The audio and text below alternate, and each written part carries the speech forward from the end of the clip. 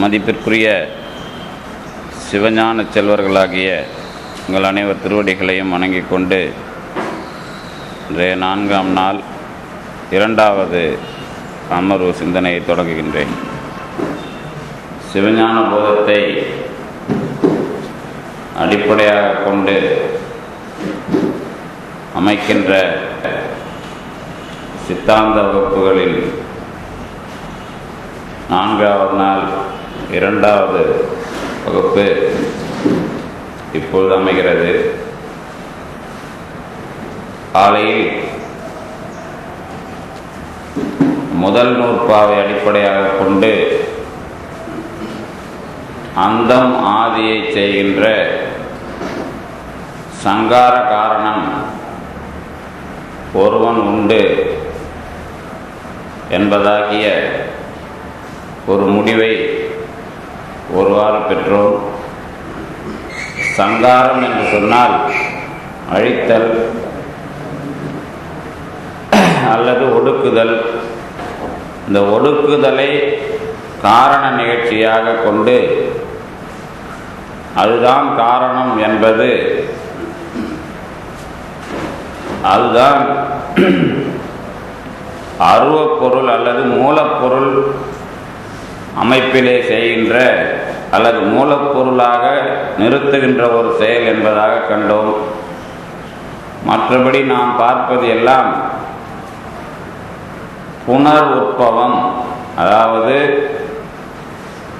புனர் உற்பவம் என்பது உற்பத்தி, புனர் உற்பவம் என்பது மறு உற்பத்தி என்பதாக அதற்கு அந்த சொல்லுக்கு பொருள் வருகிறது. கந்தபுராணத்திலே கூட உற்பத்தி காண்டம் என்ற ஒன்று வரும். உற்பத்தி என்பது பொருளை உற்பத்தி செய்வதல்ல, பொருளிலே இருந்து காரியங்களை உற்பத்தி செய்வது. அதனால்தான் புனர் உற்பத்தி என்பது. இந்த புனர் உற்பத்தி என்பதற்கு மேல தோற்றுவித்தல் என்று அவர்கள் பொருள் எழுதியிருக்கிறார்கள். அதில் ஒன்றும் தடையில்லை. ஆனால் நாம் விளங்கிக் கொள்ளும் பொழுது ஏற்கனவே உலகம் இருக்கிறது, அதை அழித்து பெருமான் தோற்றுவிக்கிறான் என்பது போல நாம் நினைத்து கொள்ளுகிறோம். அதுதான் அதில் வருகிற இடர்பாடு. உற்பத்தி என்று சொன்னால் உருவாக்குவது. உருவாக்குவது என்ற வேலையை பெருமான் முதலாக செய்தான். மாயையை உருவாக்கினான், ஆணவத்தை உருவாக்கினான், கர்மாவை உருவாக்கினான் என்று சொன்னால்தான் பொருத்தமாக இருக்கும். ஆனால் அப்படி மாயையை உண்டாக்கினான் என்றோ, கர்மாவை உண்டாக்கினான் என்றோ, ஆணவத்தை உண்டாக்கினான் என்றோ கிடையாது. அவன் செய்வது எல்லாம் மறு உற்பத்தி, உற்பத்தியிலே இருந்து வருகின்ற காரியங்கள். இப்போ ஆணவத்தில் பெருமான் ஏதாவது உற்பத்தி பண்ணியிருக்கிறானா அப்படின்னு கேட்டால், தன்னையும் காட்டாமல் பொருளையும் காட்டாமல் மறைத்த ஆணவத்தை யான் எனது என்று சொல்ல வைத்ததும் மறு உற்பத்தி தான். இப்போ நாம் யான் எனது ஆணவத்தை தெரிஞ்சுக்கிறோம் அப்படின்னு சொன்னால் அது ஆணவ சம்பந்தம் கொண்டிருந்த கேவல நிலையிலே இருந்தால் அது கிடையாது. அப்போ மறு உற்பத்தி என்பதுதான் இரண்டாக நமக்கு தெரிவதெல்லாம் நல்வினை தீவினை, அப்புறம் சுத்தமாயை அசுத்தமாயை, யான் எனது, இதெல்லாம் முதல் பெருமான் தொடங்கி வைக்கிற புனர் உற்பத்திகள். இந்த புனருற்பவம்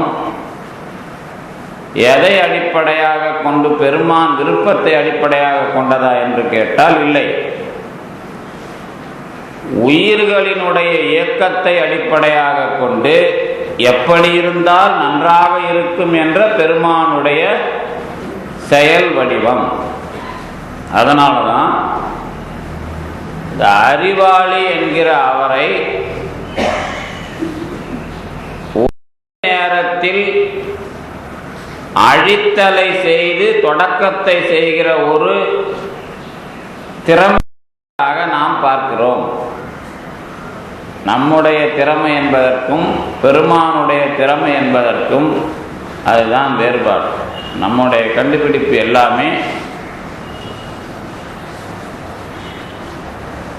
ஒடுக்கத்தோடு கூட படைப்பை எந்த வகையில் சேர்த்து அமைகிறது என்று பார்த்தால் இந்த சைடு எஃபெக்ட் அப்படிங்கிறது தான் நிறைய வரும். பெருமானுடைய படைப்பிலே எந்த ஒன்றுமே அதாவது காரணம் இல்லாமல் இல்லை. எந்த ஒரு சிறிய பூண்டு ஒன்று புதியதாக முளைக்குமானால் அந்த பூண்டு முளைவதற்கு கூட ஏதோ ஒரு திட்டம் இருக்கிறது. அந்த திட்டம் நமக்கு தெரியாது என்பதுதான் அருளாளர்கள் சொல்லுவதெல்லாம். அப்போ இந்த புனர் உற்பவம் என்பது, மேல் உற்பத்தி என்பது பொருளை உருவாக்குவது என்பதுதான். ஆனால் காரண பொருளையே உருவாக்குவது என்பது இல்லை. இந்த காரண பொருளிலே இருந்து படைத்தல் முதலியவற்றை செய்வதனால் பெருமான் சங்காரத்தை காரணமாக கொண்டு காரியங்களை தோற்றுவிக்கிறான். சங்காரத்தை காரணமாக கொண்டு காரியங்களை தோற்றுவிப்பது அவனால் மட்டுமே முடியும். அதனால் அவனுக்கு இன்னொரு பெயர் மகா சங்கார காரணன். நாம் உலகத்தில் அழித்தல் செய்து ஒன்றை தொடங்குகிறவர்கள் எல்லாம் இருக்கிறார்கள். அதனால தொடக்கத்திலே இருக்கிற மூலப்பொருளிலே இருந்து சங்காரம் என்ற ஒன்று, அதாவது ஒடுங்கிய நிலையிலே இருந்து மீள தோற்றுவிப்பதனால் அவன்தான் மகா சங்கார காரணன். அதில் இன்னொரு அமைப்பு என்ன என்று கேட்டால்,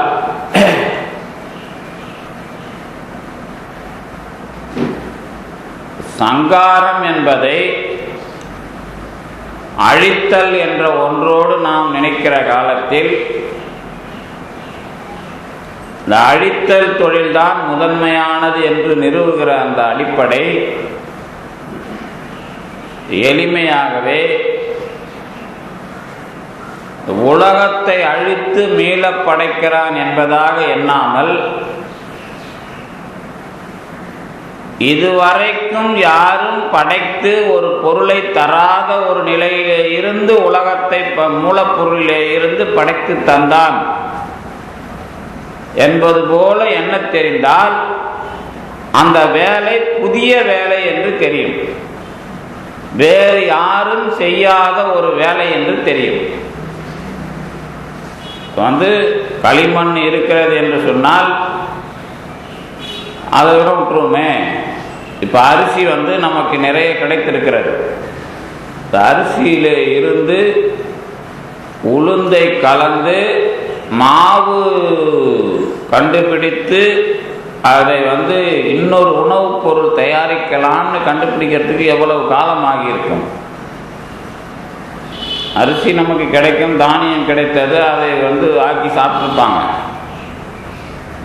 ஒரு பொருளை மாவாக ஆக்கி அந்த பொருளை உணவாக பயன்படுத்தலாம் என்பதற்கு முதலிலே கண்டுபிடித்தவன் எவ்வளவு காலம் வேலை, அதாவது அவன் திடீர்னு செய்தானா அல்லது எவ்வளவு காலம் அதற்காக முயற்சி செய்தானா, இல்லை எதை பார்த்து கற்றுக்கொண்டான், அதுக்கு ஒரு வரலாறு இருக்கும்ல. அந்த மாதிரியான வரலாறு, அந்த மாதிரி புதியதாக கண்டுபிடித்தான் என்பதாக ஒரு வரலாறு, அதற்கு உரிமை உடையவன் என்பதாக ஒடுங்கி இருக்கிற மூலப்பொருள் அல்லது மூலப்பொருளின் தன்மையை ஒடுக்கி முதல்ல பெருமான் படைக்கணும் அப்படின்னா, இப்ப மாயை என்ற ஒரு பொருள் அப்படியே இருக்கிறது என்று சொன்னால் அந்த பொருள் தன்மையை முதலிலே ஒடுக்கி அதிலே இருந்து எந்த பொருளை கொண்டு வர வேண்டும் என்று செய்வதும் ஒரு ஒடுக்குதல். இப்போ நாம் வகுப்புக்கு வர வேண்டும் என்று சொன்னால் அதற்கு முன்பாக வேலைகளை எல்லாம் ஒடுக்கிவிட்டு இங்கே வந்து வகுப்பு என்ற ஒன்றை தொடங்குவது போல மாயை என்ற ஒரு பொருள் தன்மையை ஒடுக்கி அதனுடைய காரியங்களை, இப்போ விதையை ஒடுக்கினாதானே மரம் வரும். விதையை ஒடுக்குவது என்பது ஒரு நல்ல மணலில் போட்டு தண்ணி ஊற்றினா விதை ஒடுங்கி அதனுடைய மரம் காரியமாக தோன்றும். விதை முளைக்குது அப்படின்னு சொன்னால் விதை ஒடுங்கி மரம் தோன்றுவது காரியம். அப்படி ஒத்துக்கிறோம்ல, அதை ஒடுங்கி இருக்கிறது தான் விதை. மறுபடியும் அதில் மரம் தோன்றணும்னா எப்படி? அது செடி தோன்றணும்னா என்ன பண்ணுறோம்? தண்ணி ஊற்றி அதை செடியாக்குறோம்ல, அந்த வேலைக்கு என்ன பேர்? அதை என்னன்னு சொல்கிறோம்? விதையை அழிக்கிறேன்னு சொல்கிறோமா? முளைக்க வைக்கிறோம். இப்போ இந்த முளைக்க வைக்கிற வேலையை விதை என்ற ஒன்று காணாமல் போகுதில்ல. விதை அங்கே இல்லை. இதுக்கப்புறம் நீங்கள் அந்த விதையை பார்க்க முடியாது இல்லை. அப்போ காரணம் என்ற ஒன்று காரியமாக ஆக்குவதற்கான ஒரு ஒடுக்கம் அதுவும் நடுவில் இருக்கு. இப்படி ஒடுக்கம் என்பது 3 வகைகளில் இருக்கிறது. ஒன்று, இந்த பொருள்களை மறுபடியும் ஆற்றலுக்கு உரியதாக மாற்றுவது. அது காரியத்திலே இருந்து காரணம், அந்த காரணம் இன்னொரு காரியத்துக்கு உதவுகிற ஒரு ஒடுக்கம். இதுதான் நாம் நினைச்சுக்கிட்டு இருக்கிற உலகத்தை அழிச்சு மறுபடியும் ஒரு உலகமாக தோற்றுவித்தான் நினைக்கிறது. இரண்டாவது, ஒடுங்கி இருக்கிற மாயையிலே இருந்து உலகத்தை படைப்பது.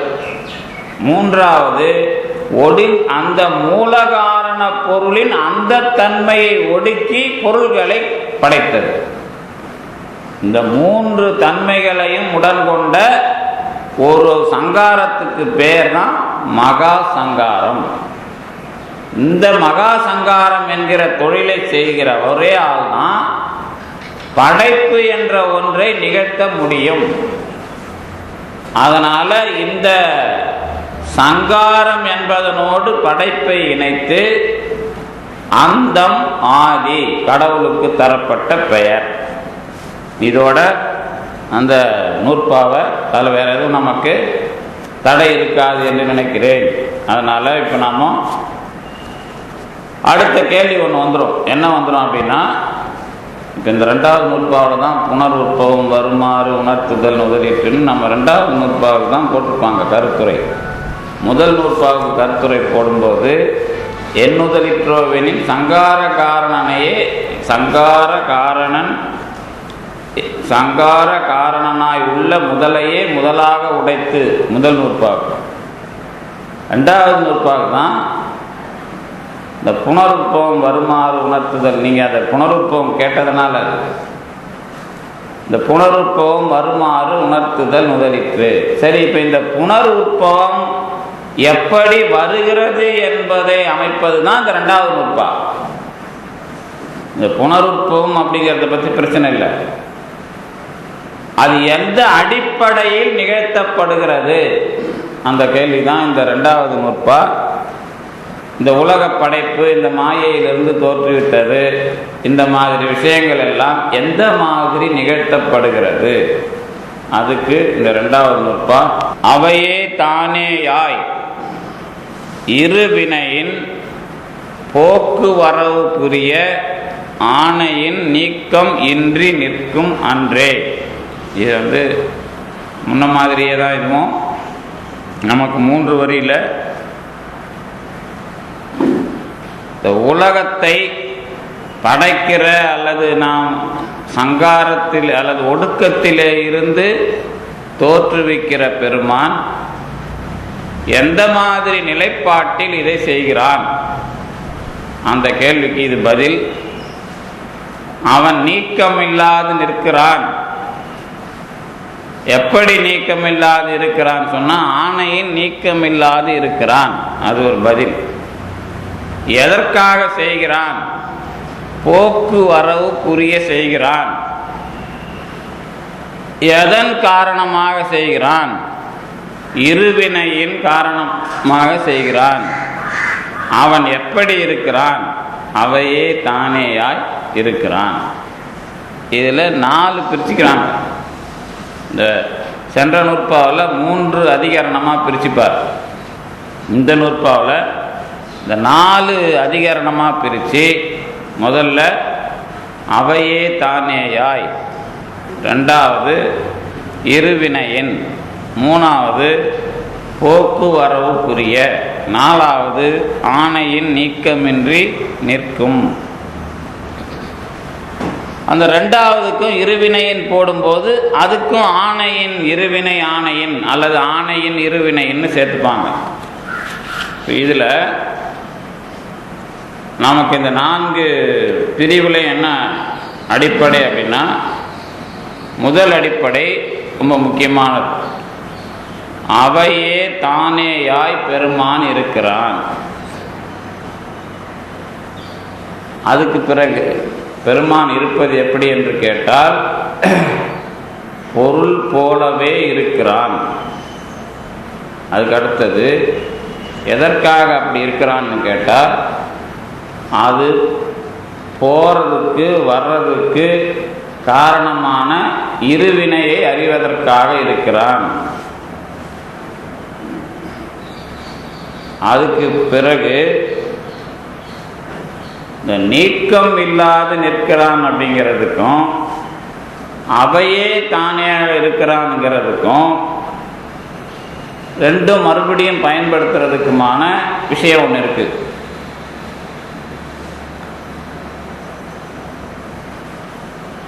எல்லா பொருள்களைப் போலவே இருக்கிற பெருமான் ஆணையிலேயும் நீக்காமல் இருப்பான், நீங்காமல் இருப்பான் அப்படிங்கிறதுலையும் ஒரு விஷயம் வச்சிருக்கார். அது 4வது. இதில் நமக்கு தெரிய வேண்டியது, இப்போ இன்னொரு சொல்லலாம் இதில் நமக்கு வந்துடும். என்ன சொல்லலாம் வந்துடும்னா, அத்துவிதம்னு ஒரு சொல் வந்துடும். அப்புறம் ஆணைங்கிற இதில் பயன்படுத்தியிருக்கிற சொல்லுக்கும் ஒரு பொருள் வரணும். இதெல்லாம் தெரிஞ்சிட்டா நமக்கு இந்த 2வது நூற்பா எளிமையாகிடும். இந்த ஆணை அப்படிங்கிற சொல்லு தொல்காப்பியத்தில் பயன்படுத்தப்பட்டிருக்கிறது. நான் முதல் நாள்லேருந்தே நம்ம சொல்லிட்டு வரோம்.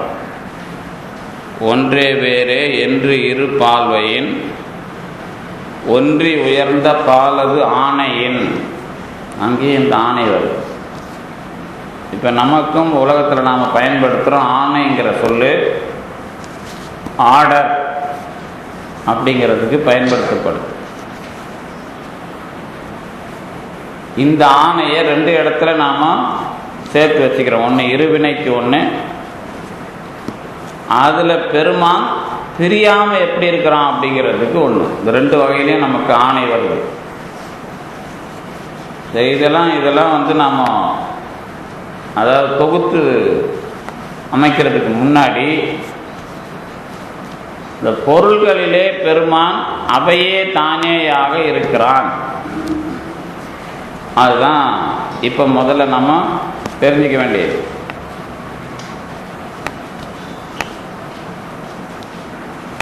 அதுக்கு என்ன பண்ணுறாருன்னா, அது அந்த 2 வரியை படிச்சுட்டுமே, ஈண்டு இவ் ஆன்மாக்கள் பலவும் முதல்வன் தானேயாய் நிற்கும் என்றது. ஈண்டு இந்த ஆன்மாக்கள் எல்லாம் முதல்வன் தானேயாய் நிற்கும் என்றது.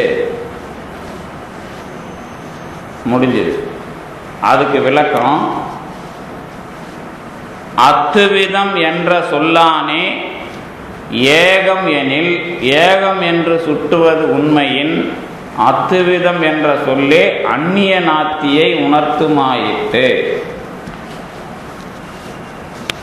இந்த மாதிரி ஆன்மாக்கள் பலவாக இருக்கிறது.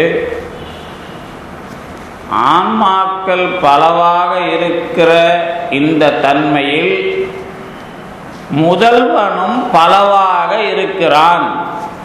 முதல்வன் ஒன்று தான். பல ஆன்மாக்களில் அவன் தங்கி இருக்கிறான் சொல்றதுல நுட்பம் என்ன அப்படின்னா, அது ரொம்ப அந்த வரியெல்லாம் அதுக்கு தான் நான் அந்த வரியை படிக்கணும்னு படிச்சது. காலையில் அதை ஒருத்தர் கேட்டார், இந்த ஆன்மாக்கள் பல தானே? ஆமாம், நீங்கள் வேறு நான் வேறு தான், இது ஒன்று ஒரு ஆன்மா, அதில் ஒன்றும் சந்தேகம் இல்லை. ஆனால் இப்போ இந்த ஆன்மாக்கள் பிறக்கிறதுல ஒரு சின்ன விஷயம் உண்டு. இப்போ நாம் இங்கே சேர்ந்துருக்கிறோன்னு சொன்னால் நமக்குள்ளே ஒரு ஒத்துமை உண்டு. சைவ சித்தாந்தங்கிறது படிக்கிறதுக்கு வந்துட்ட பிறகு நாமெல்லாம் மற்றவங்களை விட மேலே இருக்கிறோம். அப்போ நாமெல்லாம் ஒரு செட்டு. இந்த செட்டுக்கு பேர் தான் உயிர் அவை நிலை. உயிர் அவை நிலைனா தொகுதி தொகுதியாக செட்டு செட்டாக பெருமான் இந்த உலகத்துக்கு பயிற்சிக்கு அனுப்பி வைக்கிறது. இது முதல் திருவருட்பயனிலே உயிரவை நிலையில் முதல் திருவருட்பயனிலே சொல்லியிருப்பார், பிறந்த நாள் போலும் இனி பிறக்கும் நாள். தொத்துன்ற வார்த்தையை பயன்படுத்தியிருப்பார். தொகுதி தொகுதியாக துறந்தோர் துறப்போர் தொகை. இந்த தொகுதி தொகுதியாகத்தான் அதுக்கு பேர் அவை. அவைன்னா ஒரு கூட்டமாக அனுப்பி வைக்கிறான். அதனால தான் நெல் கூட்டமாக பார்க்குறோம். அப்புறம் மனிதர்களும் அந்த மாதிரி கூட்டமாக இருக்கிறோம். ஆனால் சேரலைங்கிறது வேற விஷயம். ஆனால் கூட்டமாக தான் பெருமான் அனுப்பி வைக்கிறான். இந்த கூட்டத்தை இதில் எல்லாரும் தனித்தனிங்கிறதுல தெளிவாக இருக்கணும். அதுக்கு தான் இந்த வரி. ஈண்டு இவ்வான்மாக்கள் பலவும் முதல்வன் தானேயாய் நிற்கும் என்றது. இந்த அவையே தானேயாய்ங்கிறதுல எந்த மாதிரி நாம் புரிஞ்சுக்கிறோம் அப்படின்னா இதுதான். பொருள்களாகவே பெருமான் இருக்கிறான். இதில் அவையே தானே ஆய். அதோட என்ன பண்ணார் அப்படின்னா, தானே அவையே ஆயின்னு போடலை. அதில் எப்படி போட்டிருக்காருன்னா, அவையே தானே ஆய். அதில் என்ன நுட்பம்? தானே அவையே ஆயின்னு சொல்லியிருந்தா கொஞ்சம் பெருமானுடைய ஆதிக்கம் அதில் வரும். ஆனால் அவையே தானே ஆயின்னு சொன்னால் அதுங்களுக்கு மேலே பெருமான் வரமாட்டான்னு அர்த்தம். இப்போ அதுங்களுக்கு இப்போ நமக்கெல்லாம் முன்னுரிமை. முன்னாடிலாம் நாம் என்றைக்கும் முன்னுரிமை இல்லைன்னு நினைக்க வேணாம். பெருமான் நம்மளை முன்ன வச்சு தான் வேலை பார்க்குறான்.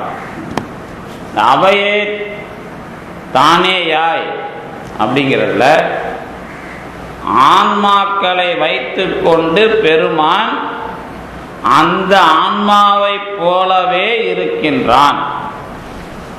இதுக்கும் அகம் பிரம்மாஸ்மிங்கிறதுக்கும் என்ன வேறுபாடு? இப்போ நான் தான் பிரம்மம்னு அவங்க சொன்னாங்கல்ல, அது நீயாக இருக்கிறாய், நீ அதுவாக இருக்கிறாய், இப்படிலாம் வருது இல்லை, தட் தவ் ஆத்ம வருது இல்லை. இப்போ அதில் என்ன இதில் வித்தியாசம் இருக்குது? அதுக்கு இந்த மாதிரி பொருள் கொள்ளணும் அப்படிங்கிறதான் சிவஞான முனிவர் மெய்கண்டாருடைய வேலை. அவங்க சொல்கிற மாதிரி ஒரு பொருளை எடுத்துக்கிட்டு நான் தான் அது இதுதான் அதுன்னு சொல்லாத அப்படிங்கிறத மறுக்கிறது. இதில் இதுதான் அதுனோ அதுதான் இதுனோ சொல்லி ஒரே பொருள் தான் சொல்லிடக்கூடாது. அதில் அந்த கவனம் இதில் இருக்குது. ஆனால் அந்த மாதிரி ஒரு நிலை உண்டு, ஸ்டேஜ் ஒன்று உண்டு. ஸ்டேஜ் எல்லா காலத்துலேயும் இருக்குது. அந்த மாதிரி நம்ம பிரிஞ்சுலாம் இல்லை. இதுக்கு வரும்போது தான் உங்களுக்கு அந்த உதாரணம் வெண்பால் இந்த உள்ளம்லாம் இதில் தான் வரும். என்னென்றாங்க அப்படிங்கிற உதாரணம் வெண்பாலாம் இதில் தான் வரும்.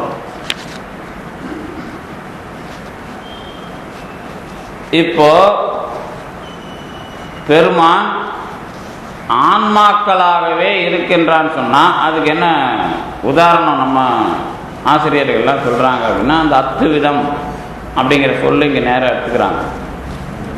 இந்த அத்துவிதம் என்ற சொல்ல அவங்க எப்படி இது வரைக்கும் விளக்க சொன்னாங்க அப்படின்னு கேட்டிங்கன்னா, ஏகம் ஏவ அத்விதீயம், ஒன்று ஒன்றே இரண்டல்ல அப்படின்னு சொன்னாங்க. இங்கே இவர் என்ன சொல்லிட்டார்? அத்துவிதம் என்ற சொல்லானே ஏகம் எனில், ஏகம்னா ஒன்று, அத்துவிதம் என்ற சொல்லுனால ஏகம் என்று சொல்லுவாய் என்று சொன்னால், ஏகம் என்று சுட்டுவது உண்மையின் அத்துவிதம் என்ற சொல் என்னத்தை சொல்லுது அப்படின்னு கேட்டால், அந்நிய நாத்தியை உணர்த்துமாயிட்டு. அந்நியம்னா வேறுபாடு, நாத்தினா நாஸ்தி இல்லைங்கிறது. வேறுபாடு இல்லை என்று சொல்லுகிறது. அத்துவிதம் என்ற சொல்லின் மூலமாக என்ன பொருள் என்று கேட்டால், வேறுபாடு இல்லை, அவ்வளவுதானே தவிர ஒரே பொருள் என்பதாக அதில் நீ சொல்ற மாதிரி இல்லை அப்படின்றது முதல் விளக்கம். நீ சொல்லுவது போல ஏகம் என்பது என்ன என்று கேட்டால், வேறுபாடு அழிந்த தன்மையே தவிர இரண்டு இல்லை என்பது அல்ல. இது அந்த அதிகரண விளக்கம். இப்போ நமக்கு இது இவர் மெய்கண்டார் மட்டும் சொன்னார்னு இல்லை, இதுக்கு நமக்கு திருஞான சம்பந்தர் முன்னாடியே அந்த ஒன்றாய் வேறாய் உடல் ஆனான் இடம் வீழி மிழலை அப்படின்னு திருவீழி மிழலை பதிகத்தை வச்சுக்கிட்டு அவர் ஏகநாயகனா ஆன்மாக்கள் பலவற்றிலும் இருக்கிற இறைவனுக்கு பேர் அநேகன். ஏகன்னு சொன்னா தனியாக இருக்கிற இறைவன். இந்த அநேகன்கிற சொத்து யாருக்குன்னா நமக்கு தான். அநேகன் அப்படிங்கிற பேர் நமக்கு தான். தடத்தலக்கணம் அந்த மாதிரி இல்லை. அது சொருப லட்சணமா சடஸ்த லட்சணமா பெருமானுக்கு என்ன அப்படின்னு கேட்டால், பெருமானுக்கு என்றைக்குமே சொருப லட்சணத்தை நாம் பார்த்தது இல்லை. எல்லாம் நமக்கு தடஸ்த லட்சணத்தை தான் பார்த்துருக்கணும். ஏன்னா அகண்டாகார நித்த வியாபக சச்சிதானந்த பிழம்பு இது சொரூப லட்சணம். இது என்னைக்காவது யாராவது பார்த்த மாதிரி நீங்கள் எழுதிக்கிறீங்களா? என்னைக்காவது யாராவது இது இதை பற்றி டீட்டெயிலாக பேசியிருக்கிறோமா? அது இல்லை. நம்மளை வச்சு தான் என்று நீ அன்று நான், நம்மளை வச்சு தான் பெருமானை நாம் சொல்கிறோம். நம்ம எந்த அளவுக்கு மேலே போயிருக்கிறோமோ அந்த அளவுக்கு தான் பெருமானை பற்றி சொல்கிறோம். நாம் கூப்பிட்டா அவர் வேலை செய்கிறார். இந்த ஊரில் கொஞ்சம் மண் அள்ளி விடுப்பா, ஏரி இது வைகை ஆற்றுல மண் என்ன வருது, வெள்ளம் வருது, அதுக்காக வேலை பார்க்கணும். அவர் வேலை பார்த்துருக்காரு. அப்போ தான் நமக்கு பெருமான்னு தெரியுது. ஆனால் அவர் சொரூப லட்சணத்தில் இருந்தாருன்னா நமக்கு பெருமானம் தெரியாது, ஒன்றும் தெரியாது. அதனால தான் இவங்க இப்படி பேசுகிறாங்க. என்ன பேசுகிறாங்க அப்படின்னு கேட்டால், ஓஹோ நமக்கு பெருமான் எப்படி தெரிகிறான் என்று சொன்னால், முதல்ல நம்மிலே இருந்து வேறுபாடு இல்லாத தன்மையில் தெரிகிறான். வேறுபாடு இல்லாத தன்மையை ஒன்று என்பதாக நீ சொல்ல வேண்டாம். இதுதான் ஆரம்பம். ஆக திருஞான சம்பந்தர் திருவீழிமிழலை பதிகத்தில் வைக்கிறார். ஏன் வைக்கிறார்னு ஒரு குறிப்பு என்ன அப்படின்னா, திருவீழிமிழலை பதிகம், திருவீழிமிழலை வரலாறு என்னன்னா, திருமால் கண்ணை அதாவது மலர் ஒன்று குறைவுபட்டதற்காக தன்னுடைய கண் என்கிற மலரையே வச்சு வழிபட்டார்னு ஒரு வரலாறு. ஏன் அப்படின்னா, என்னுடைய கண்ணாக பொருந்தி இருப்பவன் இறைவன் அப்படிங்கிறத ஒரு அந்த வரலாற்றுக்குள்ளார அது அமைஞ்சிருக்குது. அதனாலதான் அந்த பதிகத்துக்குள்ளார இப்ப நாம கண்ணோட இணைஞ்சிருக்கிறோன்னு சொல்றோம்ல. இந்த தொடக்கத்தில் சிறப்பு பாயத்தில் என்ன பண்ணார், எப்படி உடம்பிலே கண் இருக்கிறது அதுபோல ஆன்மான்னு சொன்னார். இங்க என்ன சொல்ல போறார் அப்படின்னா, இந்த கண் என்பதே இதுவரைக்கும் நான் பார்க்கிறேன் என்ற விஷயத்தை தந்த கண்ணை பிடுங்கி வைத்தால்தான் பெருமான் பார்த்தான் என்ற அனுபவம் வரும் என்று திருமால் உணர்ந்ததாக அந்த அனுபவ அடிப்படையை வைத்த அந்த தலக்குறிப்பிலே தான்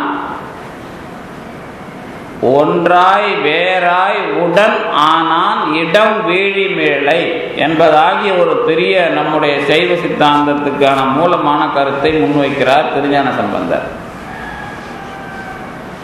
அதை எடுத்துக்கொண்டுதான் இங்க இந்த அவையே தானேயாக எப்படி இருக்கிறது என்று கேட்டால், அத்துவிதம் என்பதற்கு வேறுபாடு இன்மை என்பதை பொருளாக கொண்டு அது மூன்று வகைகளில் உணரப்பட வேண்டும் என்று ஒன்றாகவும் வேறாகவும் உடனாகவும் இருக்கிறது அப்படிங்கிற விளக்கத்தை தருகிறார்கள்.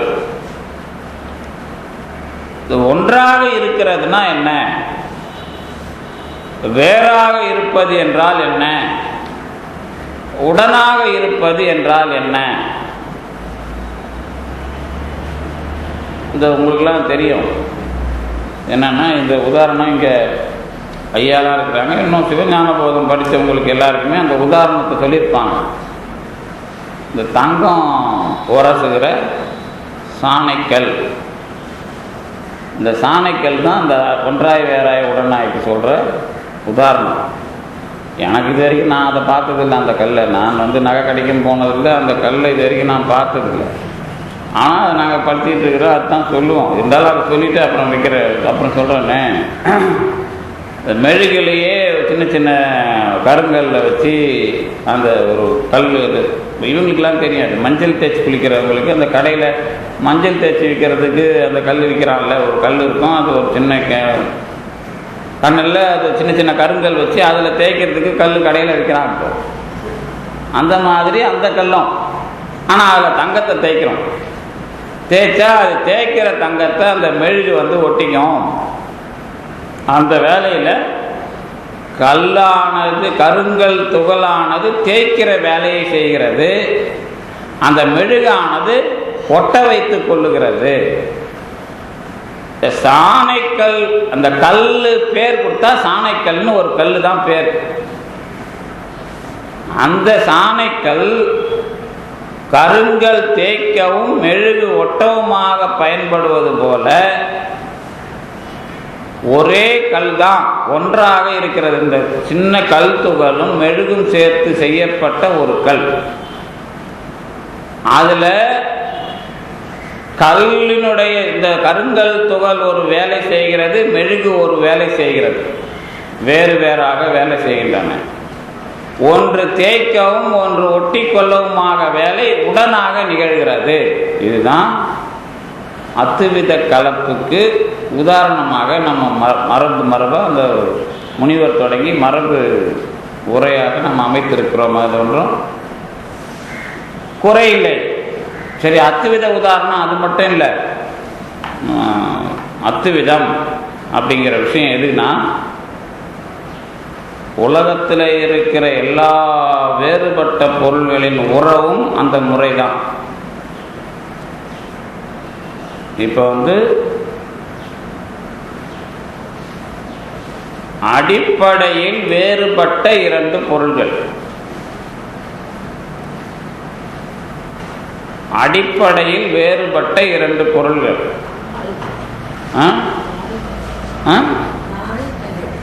கால் தலையா?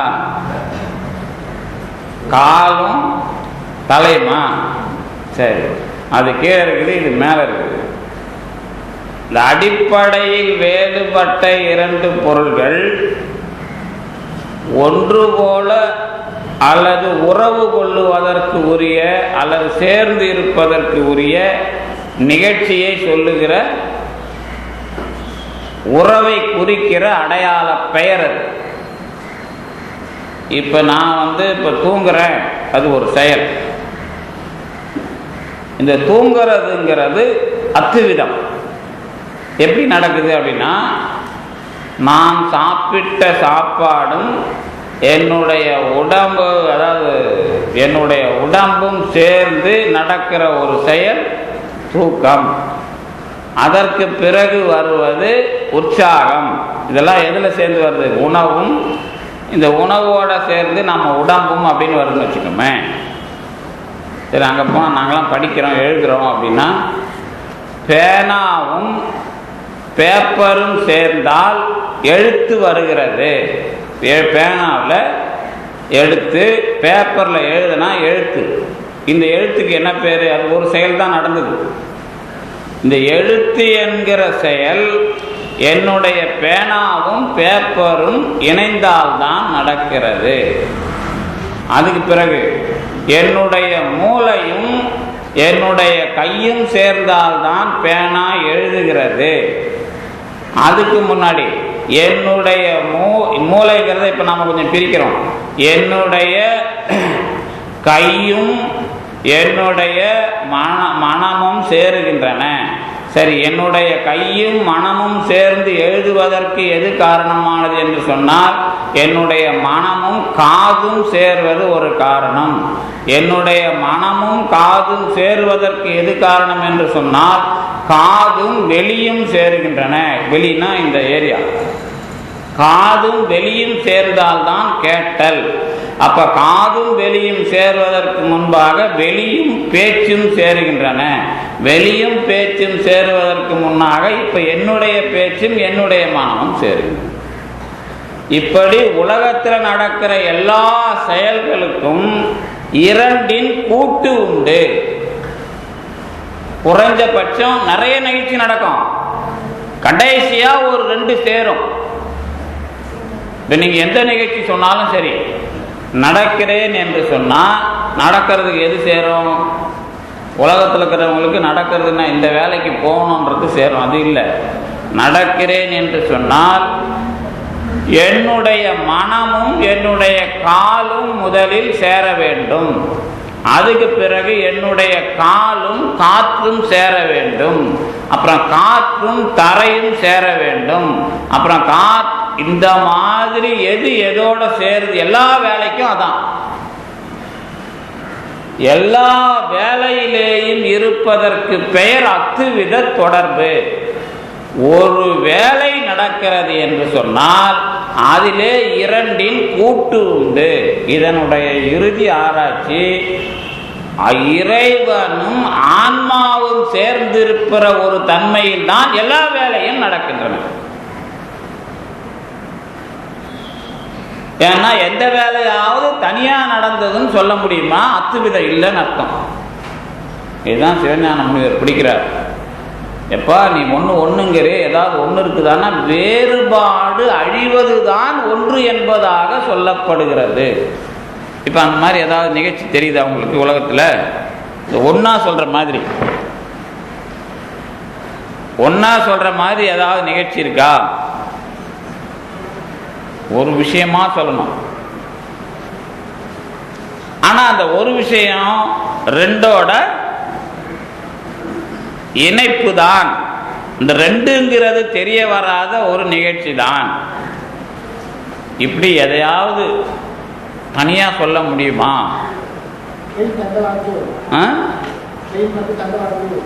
ட்ரெயின் தண்டவாளத்தில் ஓடுதா? அது என்ன அர்த்தம்? அதுக்கு தண்டவாளத்தில் தான் ஓடும். ஆமா, அது என்ன நீங்க சொல்ல வர்றது என்னன்னா, 2 பாதை அந்த இரும்பு கம்பி சேர்க்கையில ஒரு ட்ரெயின் ஓடுற மாதிரி அப்படின்னு ஒரு உதாரணம் சொல்றார். நான் சொல்றது அந்த செயலை கொஞ்சம் ஷார்ப்பாகணும். ஓடுதல் என்றால் என்ன? ஓடுதல் என்பது அந்த அந்த அந்த ரயில் என்கிற என்ஜினும் டிரைவர் என்கிற ஒரு ஆளும் இணைய வேண்டும். அப்படி இல்லை என்றால் அதுக்கு ஒரு ரிமோட் இணையணும். அந்த மாதிரி ஒரே செயலுக்கு ஓடுதல் அல்லது நடத்தல் அல்லது எழுதுதல் அல்லது பேசுதல் அல்லது சாப்பிடுதல் அல்லது தூங்குதல் எது சொன்னாலும் சரி. பருத்தி வெடிக்கிறது கனிஞ்சாதான் வெடிக்கும். பாட்டிலே வந்துச்சா? தண்டவாளம் செயல் இல்லை, அது வேற. தண்டவாளத்தை பயன்படுத்தி நாம செய்யறோம். தண்டவாளம் என்ற ஒன்று இருக்கிறதுன்னு சொன்னா அது எப்படி இருக்கிறது அப்படின்னா, வெறும் இரும்பை நாம் அதுக்கேற்ற இரும்பா தயார் செய்து அதை அந்த அடிப்படைக்கு பயன்படும் போது ஒரு பொருள். இப்போ இது அதுதான் ரொம்ப நுட்பமா அவர் எதுக்கு வராரு அப்படின்னா, செயல்பாட்டில் எந்த பொருள் ஒரு செயலை செய்கிறது என்று சொன்னாலும் அது ஒன்றின் மூலமாக நடக்கவில்லை. ஆனால் ஒரு விஷயத்துக்கு இன்னும் கொஞ்சம் வித்தியாசப்படுத்தி ஒரு உறவு சொல்லுவாங்க, தாதாத்மிய உறவு. தாதாத்மியனா ஒரே பொருள் அப்பாவாக இருப்பது, ஆசிரியராக இருப்பது, அப்புறம் வண்டி ஓட்டும் போது டிரைவராக இருப்பது. ஒரு பொருளுக்கு பேர் வருது இல்லை? வண்டி ஓட்டும் போது டிரைவர், ஆசிரியர் தொழில் செய்த ஆசிரியர், அப்பாவுக்கு புள்ள, இது பிள்ளைக்கு அப்பா, இந்த மாதிரி பேர் வாங்குது இல்லை? இதெல்லாம் தாதாத்மியன்னு சொல்லுவாங்க. ஆனால் எனக்கு அதில் கூட அது அம்மனும் சிவ அப்பனும் அம்மையும் சேர்ந்து ஒரு ஆள் அதானே? அதுவும் அத்திவிதம் தான். அது உங்களுக்கு அந்த சொல்லி கொடுத்துட்டாங்க. அதில் என்ன பிரச்சனைனா, தலைன்னு ரெண்டு சொல். அந்த இல்லும் தாவும் சேர்ந்தா தா வரும்னு சொல்றாங்க. இந்த தாடலை கூடலை ஏகம் எனக்கொள். தாழ் தலை இரண்டு சொல் சேர வைக்கப்பட்டு ஒரே சொல் போல தெரிகிறதே, அது மாதிரி ஒன்று என்று நீ அத்துவித உறவை கொள்ளுவாயாக. ஆனால் ஒன்று என்று தெரிகின்ற அதற்கு ஒன்று என்று தெரிகிற மாதிரி இரண்டு சொற்களுடைய சேர்க்கை இருக்கிறது. அதான் அதுக்கு அர்த்தம். இந்த சேர்க்கைக்கான உதாரணம் அது. என்னைக்கும் நீங்க தாழ் தலைன்னு பிரிக்கலாம். அந்த டா சேர்ந்தா வேறுபாடு தெரியாத மாதிரி சேர்ந்துருக்குது இல்ல, அதுக்கு பேர் அந்த அத்துவிதம். அதுதான் ஏகமே தவிர ஏகம்னு ஒன்று நீ சொல்லக்கூடாதுங்கிறது தான் அதுக்கு அர்த்தம். இப்போ இறைவனும் ஆன்மாவும் ஒன்றுன்னு சொல்றாங்கல்ல, அதுக்கு தான் இந்த பிரச்சனையே இறைவனும் ஆன்மாவும் ஒன்று சொல்றது தப்பு அப்படிங்கிறது தான். ஆனால் இறைவன் இல்லாம ஆன்மா இல்லை, அது எப்படிங்கிறத இப்ப சொல்லணும். உயிரும் உடலும் போல. சரி, இப்ப உயிரும் உடலும் சேர்ந்து இருக்கிற உறவுக்கு பேர்னா அதான் அத்துவித உறவு. உயிர் இருக்கிறதுனால உடம்பு இருக்கிறது, உடம்பு இருக்கிறதுனால உயிர் அனுபவப்படுகிறது. இது ரெண்டும் பிரிஞ்சிட்டா என்ன இல்லை, அனுபவம் இல்லை. அப்ப அனுபவம் என்ற ஒன்று வருமானால் அந்த அனுபவம்னு ஒண்ணுன்னு சொல்றல, இந்த ஒன்னையும் அந்த ரெண்டையும் நீ மயங்காதங்கிற. அனுபவம் என்பது ஒன்று, ஆனால் இரண்டினுடைய இணைப்பு உண்டு. நீ இப்ப ரெண்டுங்கிறியா ஒண்ணுங்கிறியா? ஒண்ணுன்னு சொல்றது எதை, ரெண்டுன்னு சொல்றது எதை?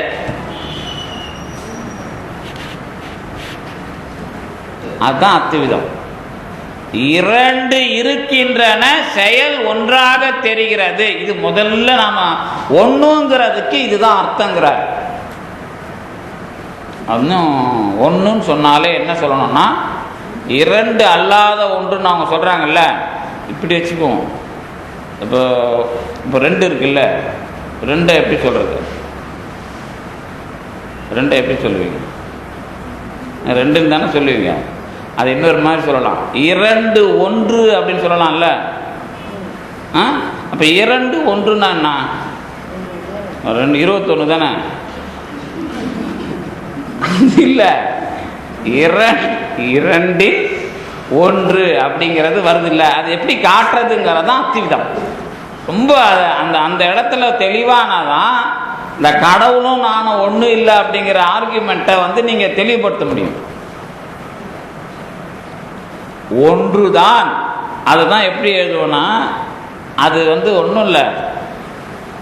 இந்த நடுன்னு ஒன்று பேசுறோம்ல, நடுவில் இருக்கிறது. இப்போ நடுவில் இருக்கிறதுனா என்ன? நடுவில் இருக்கிறதுனா என்ன? ரெண்டு விஷயங்களுக்கு நடுவில் இருக்கிறது. இப்போ 3 சேரை போடணும்ல, 3 சேரை போட்டு நடுவில் இருக்கிறவர் தான் நடுவில் இருக்கிறவர். சரி, அந்த 2 சேரையும் தூக்கிட்டு பார்த்தா அது நடுவில் இருக்குதுன்னு சொல்ல முடியாது இல்லை. சரி, ஆமாம், 3 சேர் இருந்தால் தான் ரெண்டுத்துக்கு நடுவில் இருக்கிறது ஒன்று. இந்த ரெண்டுலேயே நடுவு சொல்ல முடியுமா, சொல்ல முடியாதா?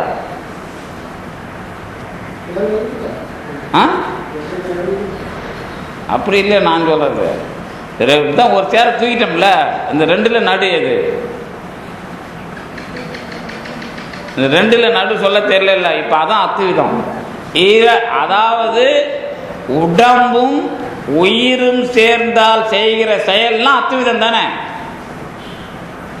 இப்ப அந்த விஷயம் வரும்போது தான் இந்த 3 என்கிற ஒன்றை பேசாமலே அத்துவிதம் என்ற ஒன்று தான் இரண்டினுடைய இணைப்பு. அதை புரிஞ்சிக்க வைக்கிறது தான். அதுவும் நானும் ஒன்று இல்லைங்கிறதும், அது ரெண்டும் சேர்ந்தா ஒன்று ஆவறது இல்லை, அந்த ரெண்டுத்துக்கு நடுவில் இருக்கிற ஒன்றுன்னு சொல்றது. இப்போ கடவுள் பற்றி, இப்போ மெய்கண்டாரை பற்றி நாம் படிப்போம்ல, மெய்கண்டார் பற்றி படிக்கும்போது பொய் காட்டி பொய் அகற்றி போதானந்த பொருளாம் மெய்காட்டு மெய்கண்டாய்.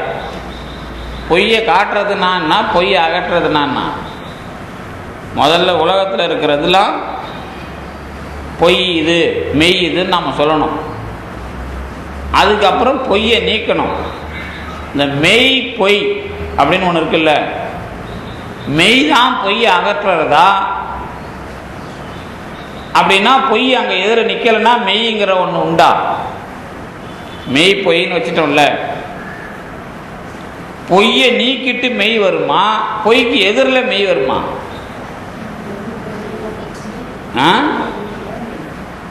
மெய் பொய்ன்னு இருக்குல்ல, இதில் பொய் அகற்றி அப்படி இங்கே பொய் கண்டு அகன்ற மெய் கண்ட தேவன்கிறது ஒரு தொடர். அதை ரெண்டு பேருமே மாற்றலை. யார் உண்மை விளக்கத்திலையும் மாற்றலை, சிறப்பு பாயிரத்திலையும் மாற்றலை. உலகத்தில் இருக்கிறது மெய் பொய். இப்போ ஒரு வழக்கு வருதுன்னு வச்சுக்கோமே, இந்த வழக்கில் இவன் இந்த தவறு செய்தான், அது என்ன? பொய்யை அடையாளம் காணுதல். அதுக்கு பிறகு இன்ன நீதி வழங்க வேண்டும், அது மெய்யை நிலைநாட்டுதல். இப்போ மெய் பொய்க்கு உள்ள சம்பந்தம் என்ன? பொய்யே நீங்கி ஒரு மெய் வருதான்னு கேட்டால் உலகத்தில் அது கிடையாது. பொய் நடந்து கொண்டிருக்கும், மெய் தனியாக நடந்து கொண்டிருக்கும். இந்த பொய்யும் மெய்யும் தாண்டி பொய்யை அகற்றுகிற ஒரு அனுபவம் வரும்பொழுது இந்த ரெண்டுத்துக்கும் நடுவில் அது வரும். அது மெய்யாவும் இருக்காது, பொய்யாவும் இருக்காது. அதனால தான் பொய் கண்டு அகன்ற மெய்கண்ட தேவன். பொய்க்கு எதிர்ப்பான மெய்கண்ட தேவன் கிடையாது.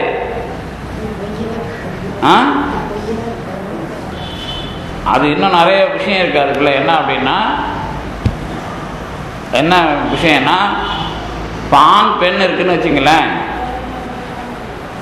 ஆண் தன்மையை நீக்கிவிட்டு பெண் தன்மை. ஆனால் ஒரு ஆணுக்குள்ளேயே பெண் இருக்கிறது, ஒரு பெண்ணுக்குள்ளேயே ஆண் இருக்குது. இந்த ஆண் பெண் தன்மையை நீக்கிவிட்டு பார்த்தா நடுவில் மலடி இந்த அலிலாம் சொல்கிறாங்கல்ல, அது வரும்போது என்ன அர்த்தம் அப்படின்னு கேட்டால், இன்னும் கொஞ்சம் கூடுதலாக அதிகமாகிடும், அவ்வளோதான். அது இந்த ரெண்டும் இல்லைன்னு சொல்ல முடியாது, ஏதாவது ஒன்று அதிகமாகிடும். இப்போ நம்ம இதில் படிக்கிறோம்ல, தத்துவம் வரும்போது சிவம்னா என்ன? ஞானம். சக்தி அப்படிங்கிறது ஆற்றல். ஞானம் உயர்ந்து இருந்தால் ஈஸ்வரம், ஆற்றல் உயர்ந்து இருந்தால் சுத்த வித்தை. இது ரெண்டு 4. நடுவில் ஒன்றுக்கு பேர் சதாசிவம்னு பேர். இதுக்கு ஞானமும் தொழிலும் சமமாக இருக்கிற நிலைன்னு பேர். இந்த நிலை சமமாக இருக்கிறதுனா என்ன அப்படின்னு கேட்டப்ப அது உங்களுக்கு சொன்னது. ஆனால் உண்மையில் அது என்ன அப்படின்னு கேட்டால், சேக்கிழார் அதை கொஞ்சம் தெளிவாக வேற மாதிரி ஆக்குறார். என்ன ஆக்குறாருன்னா, காணும் உருவினுக்கும் காணாத அருவினுக்கும் காரணமாம் நீள்நாகம் புனைந்தார்க்கு நிகழ்குறியாம் சிவலிங்கம். இந்த சிவலிங்கம் சதாசிவன் சொன்னா, அது பார்க்கப்படுகின்ற உருவம் எது? பார்க்கப்பட முடியாத அருவம். இந்த உருவம் அருவம், உருவம் தான் ஈஸ்வரமும் சுத்தவித்தையும், அருவம் சிவம் சக்தி. இந்த அருவுருவமாக இருக்கிற சதாசிவம் பார்க்கப்படும் ஒன்றா பார்க்கப்படாத ஒன்றா சமமான ஒன்றா அப்படிங்கிறப்போ, இந்த ரெண்டுத்துக்கும் காரண பொருள் அப்படின்னு சதாசிவத்தை சேக்கிழார் சாக்கிய நாயனார் புராணத்தில் சொல்லுவார். இதெல்லாம் இந்த நுட்பம் இப்போ நாம் இந்த ஒரு விஷயத்தில் ரொம்ப நேரம் நீட்டிக்க முடியாது. அதனால தான் நான் உதாரணமாக அதை சொல்லிடுறேன். இந்த ரெண்டு உருவம் அருவம், மெய் பொய், ஆண் பெண், இப்படிலாம் ரெண்டா பேசுகிறோம்ல, இந்த ரெண்டுத்துக்கு நடுவில் வர்ற ஒரு விஷயம் இந்த இரண்டிற்கும் காரணமான ஒரு விஷயமாக வரணும், அல்லது இரண்டின் காரணமான ஒரு விஷயமா வரணும். அதுக்கு பேர் தான் அத்துவிதம்னு பேர். அது இரண்டு என்கிற ஒன்று இல்லாமல் செய்கிற ஒன்று. ஆனா இந்த இரண்டும் இருந்து கொண்டிருக்கும், அதுக்கு தான் வேறுன்னு பேர். இந்த செயலில் ஒன்னோட ஒன்று ஒத்துமையாக செயல்படுறதுனால உடன்னு பேர். இந்த ஒன்றுங்கிறத மட்டும் தெளிவாக சொல்லிட்டா இந்த வேறுங்கிறதுல பிரச்சனை இல்லை உங்களுக்கு. வேறுனா உயிர் வேறு தான், உடம்பு வேறு தான், இதிலெல்லாம் வேறு வேறுன்றது ஆண் வேறு தான், பெண் வேறு தான், இதில் ஒன்றும் பிரச்சனை இல்லை உங்களுக்கு. சரி, உயிர் கேட்குறத உடம்பு சாப்பிடுது, உடம்பு கேட்குறத உயிர் சாப்பிடுது, உயிர் சாப்பிடுதுன்னு சொல்ல முடியாது. உயிர் சாப்பிட்றதுக்கு ஒத்துழைக்குது, இதெல்லாம் வருது இல்லை. இதெல்லாம் வேற வேற இருந்து வேலை செய்கின்றன அப்படிங்கிறதுல உங்களுக்கு தெரிஞ்சிடும். அதே மாதிரி ஒன்னோட ஒன்று உடனாக செய்கிறது. உயிர் கையை தூக்கிறதுக்கு உதவி பண்ணாதான் சாப்பிட முடியும். இது உடனாக இயங்குதல்னு பேர். உயிர் பார்க்கறதுக்கு கண்ணை செயல்படுத்துறதுக்கு நின்றாதான் அது கண்ணு பார்க்கும். இதெல்லாம் உடனாக இயங்குதல், அதில் ஒன்றும் குறையில்லை. இந்த உடனாகிறதுல உங்களுக்கு பிரச்சனை இல்லை. இப்போ கொஞ்ச நாளைக்கு கல்யாணம் ஆன புதுசில் கணவன் பின்னாடி மனைவி போவாங்க. கல்யாணம் ரொம்ப நாள் கொஞ்ச நாள் ஆனால் என்ன ஆகும், மனைவி பின்னாடி தான் கணவன் போகணும். அதெல்லாம் உடனாதல்னு பேர். இந்த உடனாகிற விஷயத்தில் பற்றி முன்ன பின்ன போகலாம். கடவுள் அப்படி தான் திருஞான சம்பந்தர் வேலை வாங்குறார். நீ எனக்குள்ளேருந்து பேசுகிறேன்னு தான் சொன்னார் முதல்ல. அப்புறம் நான் பேசிட்டேன், நீ ஒழுங்காக பேசு அப்படிங்கிறார். சுந்தரருக்கும் அப்படி தான். அவன் பிச்சை எடுக்கிறதுக்காக நீ என்ன நல்ல சோறு எனக்கு கொடுக்கலன்னா நான் ஒத்துக்க மாட்டேன் அப்படிங்கிறார். சரி, நான் போய் நல்ல வீடாக பார்த்து பிச்சை எடுத்துகிட்டு வரேன் அப்படின்னு நெய் சோறுலாம் போடுற வீடை பார்த்து திருக்கச்சூரில் சுந்தரருக்காக இறைவன் பிச்சை எடுத்துகிட்டு வரான். ஆனால் திருநாவுக்கரசர் மட்டும் இந்த உடனாதலில் முன்னாடி போகவே மாட்டார். ஏன்னா அவர் தொண்டுங்கிற ஒரு விஷயத்தில் வர்றார். அவர் என்ன பண்ணுறாருன்னா, பெருமான் கொடுக்குற புளி சோத்தை வாங்கி துருட்டே காலத்தை ஓட்டினார். அவன் பெருமான் அப்பர் அடிகளுக்கு சோறு எடுத்துனான்னா அவன் என்ன பண்ணுவான், நல்லா புளி சோறு ஒன்று கட்டிக்கிட்டு பழைய சோறை பார்த்து எடுத்து கட்டிக்கிட்டு வந்துடுவான். ஏன்னா திருநாவுக்கரசர் இவர் விஷயத்தை விஞ்சி பேச மாட்டார். ஆனால் அவர் எல்லா வேலையும் முழுசா செய்வார். அப்போ தொண்டுங்கிறதுக்கு தான் நிற்கிற ஒரு அடிமை கோலத்தில் எந்த கட்டத்திலேயும் விஞ்சி போகாத திருநாவுக்கரசர் வேலை செய்கிறார். உடனாதல்ல அவருக்கு பிரச்சனை இல்லை. ஆனால் சுந்தரர் திருஞான சம்பந்தர்லாம் உடனாதல் நல்ல அந்த கலையை தெரிஞ்சிட்டதுனால பெருமானை நீ எனக்கு கொஞ்சம் பின்னாடி வா அப்படின்னு கொஞ்சம் வேலை வாங்குறாங்க. அது உடனாதல் தெரிஞ்சுக்கிறது. இப்போ நம்ம ஒரு ஆள் கூட போயிட்டோம்னா இவர் இனிமேல் நம்ம பேச்சை கேட்பாரு, இனிமேல் நம்மளை தட்டி பேச மாட்டார் தெரிஞ்சிட்டா அந்த மாதிரி தெரிஞ்சுக்கிற அளவுக்கு பழகணும். ஏன்னா 2 பேருமே ஒழுங்காக பழகணும். ஒருத்தவங்களும் நடிக்கக்கூடாது. 2 பேரும் பழகிறதுல ஒருத்தன் ஏமாத்துவான், நான் நடிக்க போறேன் அப்படிங்கிற விஷயம் இல்லாமல் பழகிட்டா நீங்கள் என்ன வேணாலும் திட்டிக்கலாம், என்ன வேணாலும் பேசிக்கலாம். ஏன்னா என்ன பண்ண மாட்டான், ஒன்றுங்கிறதுல பிரச்சனை வராது. அப்போ ஒன்றுங்கிறதுக்கு முதல்ல கலப்போட தன்மையை தெரிஞ்சுக்கிட்டாதான் வேறா இருக்கிறதுனுடைய தன்மை தெரியும். அப்புறம்தான் உடனாதல்ங்கிற இயக்கம் புரியும். இப்போ நட்புக்கு கூட அப்படிதான் திருவள்ளுவர் பேசுவார். திருவள்ளுவர் நட்பை பற்றி பேசும்போது கடைசி பாட்டில், நட்புங்கிற அதிகாரத்தில் கடைசி பாட்டில் நண்பர்களுக்குள்ள வேறுபாடு இருக்கக்கூடாது. எப்படி இருக்கக்கூடாதுன்னா, 2 பேர் நிற்பாங்க, அவங்க நண்பர்கள். ஆனால் இவங்களுக்கு நடுவில் இவர் இப்படிப்பட்டவர் இவர் இப்படிப்பட்டவர்னு சொல்லக்கூடாது. இவர் இப்படிப்பட்டவர் இவர் இப்படிப்பட்டவர் சொன்னாலே அவங்க ஒரு கருத்தில் இல்லைன்னு ஆயிடும். இவர்கள் இருவரும் இப்படிப்பட்டவர்கள்னு ஒரே விஷயத்த சொல்லணும். அப்பதான் 2 பேரும் நண்பர்கள்னு அர்த்தம். அதனால உலகத்துல நண்பர்கள்லாம் கிடையாது. இப்ப நமக்கு யார் நண்பர்னு நல்லா தெரிஞ்சதுன்னு கேட்டா யாரு? கடவுள் தான் நமக்கு நல்ல நண்பன். அதான் சுந்தரர் வாழ்ந்து காட்டினது. என்னுடைய தோழனாக இருந்தது இறைவன் மட்டும்தான். அந்த அளவுக்கு உலகத்துல யாரும் தோழன்கிற மாதிரி அந்த பேரை வாங்க முடியாது. அதனாலதான் திருவள்ளுவர் 1000 முறை விளக்கம் தருவார் நட்புக்கு. 170 பாட்டில் நட்புக்கு விளக்கம் சொல்லுவார் 17 அதிகாரத்துல. ஆனா இந்த நட்புங்கிறத இந்த அதிகாரத்து 10வது பாட்டில் இதனுடைய பெரிய விஷயத்தையும் பேசிடுவார். மற்றவங்களாம் நண்பர்களாக ஆகிறதுக்கு முயற்சி பண்ணுங்கப்பா, நான் ஒன்றும் வேணாங்கல்ல. ஆனால் நட்புனா இதான், 2 பேருக்கு நடுவில் வேறுபாடு இருக்கக்கூடாது. ஆனால் 2 பேர் தான். அந்த மாதிரி இந்த சுந்தரர் விஷயத்தையும் அடிப்படையாக பார்க்குற மாதிரி திருக்குறளே பேசியிருப்பார். இப்போ நமக்கு என்ன அப்படின்னா, ஒன்று என்பதை தெளிவாக விளங்கிக் கொள்ளுவதுதான் அவையே தானே ஆய். இந்த வேறுங்கிறதுல பிரச்சனை இல்லை. கடவுள் வேற நான் வேற அப்படிங்கிறது உங்களுக்கு பயிற்சி ஆகிப்போச்சு, அதனால எனக்கு பிரச்சனை இல்லை. உடனாய்ங்கிறதுலையும் பிரச்சனை இல்லை. நானும் அவனும் ஒருத்தன் கொடுக்க ஒருத்தன் வாங்க, அல்லது நாம கொடுக்க அவன் வாங்க, இந்த மாதிரி விஷயம் உடனாகும், அதில் பிரச்சனை இல்லை. இந்த அவையே தானேயாய் அப்படிங்கிறது தான் அத்துவித ஒருமை. அந்த ஒருமை இரண்டின் அழிவு. அழிவுனா இல்லாம போறதில்லை, இரண்டு என்கிற தன்மையின் அழிவு. அதான் அந்நிய நாஸ்தி. அந்நிய நாஸ்தினா வேறுபாடு என்கிற ஒன்றின் அழிவு. இந்த வேறுபாடு என்கிற ஒன்றின் அழிவு தான் உங்களுக்கு ஒரே பொருள் என்ற அத்துவித பொருள் உண்மையை காட்டுவது. அதுல சும்மா ஒரு உதாரணம் சொல்றேன். இந்த புஸ்தகம் இருக்குன்னு வச்சுங்களேன். இந்த புஸ்தகம் இந்த வடிவத்தில் வரணும் அப்படின்னா கடவுள் முதல்ல இந்த புத்தக வடிவமாகவே மாறுவார். இதில் இருக்கிற ஒவ்வொரு பேப்பர் வடிவமாகவும் ஒவ்வொரு அணுவாகவும் மாறுறதுக்கு பேர் தான் ஒன்றாய். அவர் இல்லை அப்படின்னா இந்த புத்தகத்தில் ஒரு எழுத்தும் வராது. அவர் எழுத்தாகவும் வருவார்.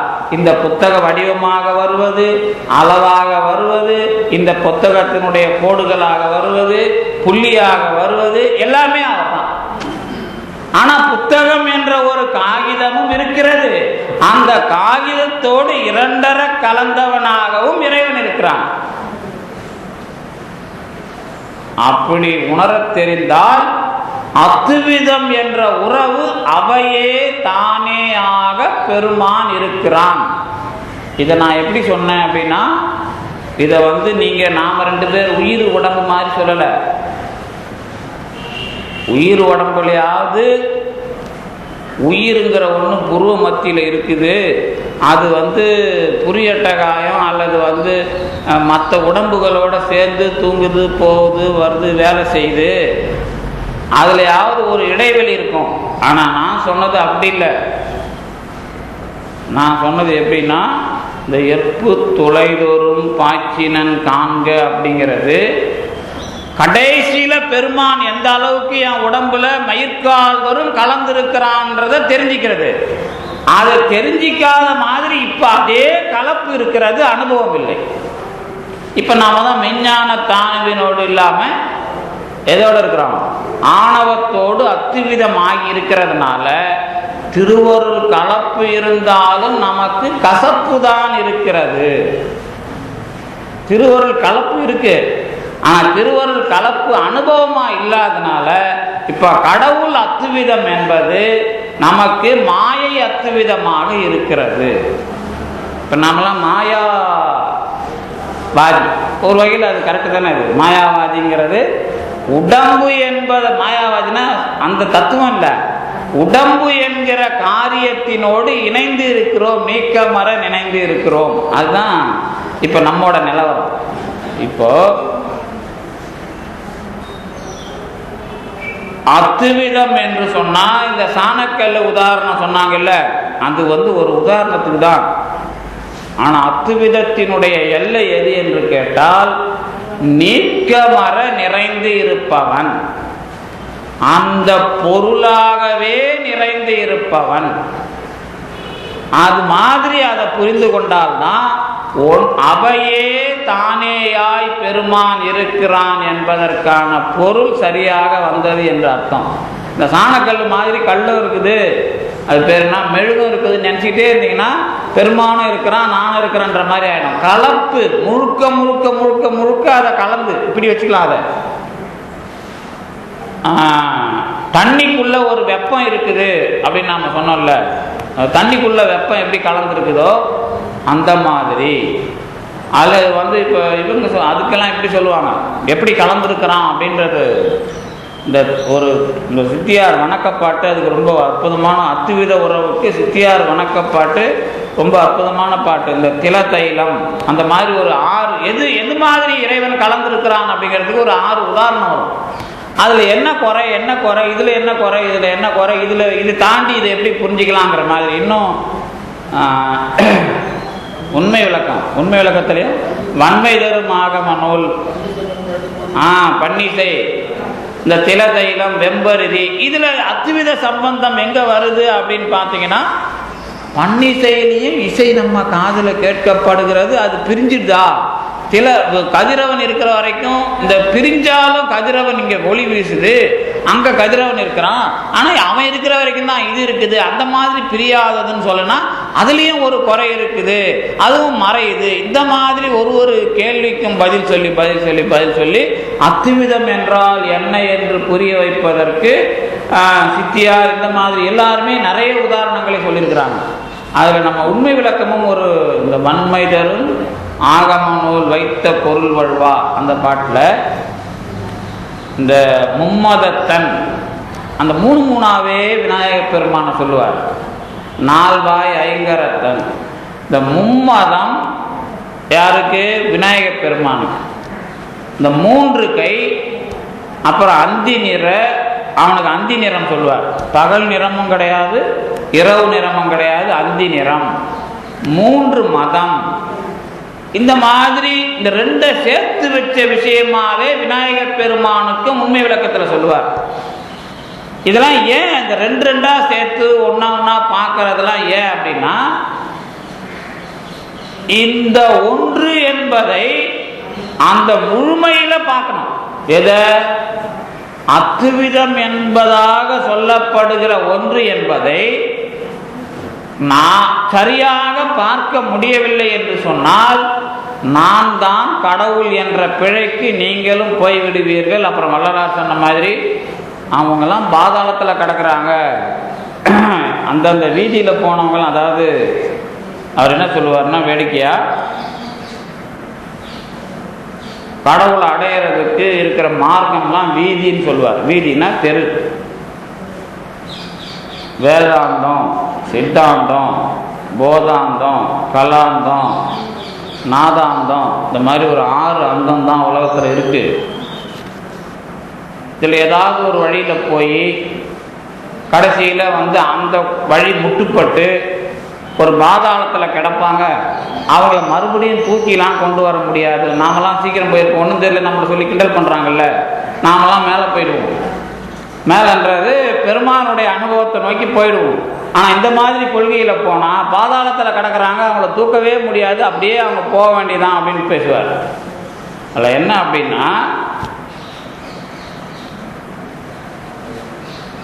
நான் என்பதற்கும் தான் என்பதற்குமான வேறுபாடு. அதான் திருமூலர். நான் கடவுள் என்று சொல்லுவதற்கும் தான் கடவுள் என்று சொல்லுவதற்குமான வேறுபாடு. அதான் நம்ம நம்ம அவையடக்கம் படிக்கும்போது தன்னுன்னு படித்தோம். இந்த நான் சொல்லிட்டா பொருள் ஒன்னாயிடும். இந்த 2 பொருள் சேர்ந்து ஒன்னா பார்த்தா தான். இந்த தானுக்கும் நானுக்கும் உள்ள வேறுபாடு. இப்போ தான்கிறது தமிழில் ஒருமை தான். ஆனால் அந்த ஒருமை நான் என்று சொல்லப்படுகின்ற ஒருமை இல்லை. இதுல வேற வேடிக்கை பாருங்க. அதையும் நாம் ஆணவத்தோடு சேர்ந்தா நான்கிறத சொல்றோம். அதுல எப்படின்னா, ஆணவத்தில் சேர்ந்துட்டா அது ஆணவம் அப்படி நான் தான் சொல்ல வைக்கும். ஆனா கடவுள் கூட சேர்ந்துட்டா அவன் நான் சொல்ல விட மாட்டான், அவன் தான் தான் சொல்ல விடுறான். இங்க கூட அதை பாருங்க, அவையே தானே ஆயின்னு போடுறார். அவையே தானேயாய் அப்படிங்கிற அந்த தொடர்லயே பெருமான் நம்மை பிரித்து வைக்காமல் இருக்கிறான் அப்படிங்கிற சொல்ல பயன்படுத்துறார். அவை எதுனா உயிர்கள், அவைகளோடு இணைந்து இருக்கிறான் நான் சொல்லாம அவைகளோடு இணைந்த ஒரு பொருளாகவே தானேயாய். அது ரொம்ப கவனமா அந்த சொல்ல இங்கேயும் பயன்படுத்துறார். அது எப்படிப்பட்ட கலப்பு என்றால், மாணிக்க வாசகர் சொல்லுவது போல பேரறையர், நாம அரைகுறை, நாம நமக்கு இச்சை, அதாவது விருப்பம், அறிவு, செயல் 3 தான் நாம. இறைவனுக்கும் இச்சை, அறிவு, செயல் இந்த 3ல தான் எல்லாருமே தொழிற்படுகிறார்கள். ஆனா நமக்கு ஏதாவது ஒரு கருவி இருந்தால்தான் இச்சையும் செயல்படும், அறிவும் செயல்படும், செயலும் அமையும். ஆனால் இறைவனுக்கு அது மூன்றும் இயல்பாகவே இருக்கும். இறைவனுக்கு இருக்குதா இல்லையாங்கிறத பற்றி பிரச்சனை நான் சொல்றதுனால ஏற்றுக்க தேவையில்லை. இந்த அறகுறையா இருக்கிற நாம் மேலே வரணும் அப்படின்னா நாமளே மேலே வர முடியாது. நமக்கு மேலே நம்ம குறை இல்லாத ஒரு ஆள் இருப்பான். அப்படி இல்லைன்னா இது நடக்காது. அதனால பெருமான் இப்படிப்பட்டவன் நாம தெளிவா இப்போதைக்கு சொல்றோம். அப்போ இந்த பேரறை அப்படின்னு பெருமானை சொல்லிட்டா ஒரு வட்டமா போட்டு பெருமான பாதி அப்படின்னு கோடு போடலாமா? ஒரு வட்டம் ஒன்று போட்டு அந்த வட்டத்துக்கு நடுவில் ஒரு கோடை போட்டு இதுதான் பெருமான்னு சொல்ல முடியுமா? முடியாதுல்ல. சரி, அறைங்கிற பேரறைங்கிறத எப்படி சொல்றது? அதை தெரிஞ்சிட்டா அத்துவித கலப்பு கரெக்டாக வந்துடும். எனக்கு ஒன்றும் அந்த குறை இல்லை. இப்போ ஏதாவது ஒன்றை வச்சு நாம் அதை சொல்லணும். அது எங்கள் வாத்தியார் ஒரு உதாரணம் சொல்லுவார். எப்படின்னாக்கா, குலோப் ஜாமுன் இருக்குல்ல, குலோப் ஜாமுனுக்குள்ளே இது உருண்டையாக அந்த மாவு குலோப் அந்த உருண்டை வருதுல்ல, அதை சர்க்கரை தண்ணியில் ஊற வச்சு அதுக்குள்ளே ஜீரா அந்த சர்க்கரை பாகு முழுக்க உள்ள ஊடுருவோம் இல்லை, அந்த மாதிரி பெருமான் கலந்திருக்கிறான் அப்படின்னு ஒரு உதாரணத்துக்கு. ஏன்னா இன்னும் அவன் அது சர்க்கரை தண்ணியை நீங்கள் பிழிஞ்சு எடுத்துடலாம், அதுவும் பொருத்தம் வராது. இருந்தாலும் அது எப்படி கலக்கிறான் அப்படிங்கிறதுக்கு அது உதவும். இந்த பேரறைக்கும் அந்த அறை உரைக்கும் என்ன வேறுபாடு அப்படின்னா, இது பொருள் தான். இப்போ இது வச்சுக்கோங்க, அரிசி ஏற்றுறோம்ல, அரிசி பார்த்தோம்ல, இந்த அரிசி 3/4 பாகம் பழுப்பாக தெரிஞ்சுது. இந்த பச்சை அரிசி பார்த்தா எடுத்து வச்சு பார்த்தா 3/4 பாகம் பழுப்பாக தெரியுது. ஒரே ஒரு புள்ளி தான் வெள்ளையாக தெரியுது. அதை தண்ணியில் சுடு தண்ணியில் போட்டு கொதிக்க வச்சா தானே சோறுன்னு பேர் வருது. இவ்வளோ 3/4 பாகம் உள்ள பழுப்பிய அந்த வெள்ளையை மறைக்கலை. நமக்கு தெரியும், புழுங்கலரிசி சாப்பிட்டு இருக்கிறோம். நம்ம புழுங்கலரிசினா இருக்கிற கடவுளை அழிச்சிட்டு நாம தான் முன்னாடி நிற்கிறோம். அதான் புழுங்கலரிசி. உள்ளே இருக்கிற வெள்ளையை அழிச்சா, வெள்ளையை மறைச்சா புழுங்கலரிசி தானே. அப்போ இதெல்லாம் நம்ம வேலை. இந்த உலகத்தில் நாம் கடவுளை மறைச்சி வச்சுட்டு சாப்பிட்ற சாப்பாட்டுக்கு பேர், வேலை செய்யறதுக்கு பேர் புழுங்கலரிசின்னு பேர். நீங்கள் யாரையாவது பார்த்து கடவுளை மறைச்சிட்டு அயோக்கியத்தனம் பண்ணாக்கா போது பார் புழுங்கலரிசின்னு சொல்லிட்டு போயிட்டே இருக்கலாம். அப்போ இங்கே நாமெல்லாம் பச்சரிசி அப்படின்னா, ஆமாம், புழுங்கலரிசினா புழுங்கி போனது, அது வெளியே வரலன்னு அர்த்தம் தானே. புழுங்கல்னு நல்ல வேலை, அதுக்கு அழகாக பேர் வந்தது. ஒடுங்குதல் மாதிரி அது புழுங்குதல். இப்போ நமக்கு என்ன அப்படின்னா, இவ்வளோ பெரிய பச்சரிசியில் இவ்வளோ 3/4 பாகம் இருந்த அந்த பழுப்பு நிறம் ஏன் வெள்ளை நிறத்தை மறைக்கவில்லை? அதுக்கு பேர் தான் பேரறை. இந்த துளி தான் அந்த 3/4 பாகம் அந்த பழுப்பு நிறத்தை வெள்ளையாக மாற்றுகிறது. அப்ப அறை எது அழுத்தமானதோ அதுக்கு பேர் பேரறை. என்ன ஒண்ணு, இந்த பழுப்புழுகிற வெள்ளை நமக்கு தெரியாம போச்சு அப்படிங்கிறது தான் பிரச்சனை. இந்த பேரறையற்கு பித்தொருவர் ஆமாறும் எங்கனே, அதுதான் இந்த அத்துவித அனுபவத்தை நமக்கு பெருமான் எந்த மாதிரி நமக்கு இணைந்திருக்கிறான்.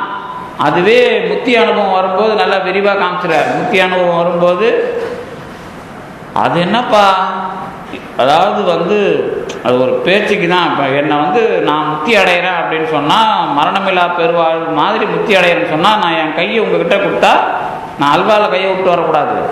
கையை சாப்பிட்டீங்கன்னா தேன் நக்கிற மாதிரி இருக்கணும். இந்த தேனில் கையை விட்டு வரக்கூடாது.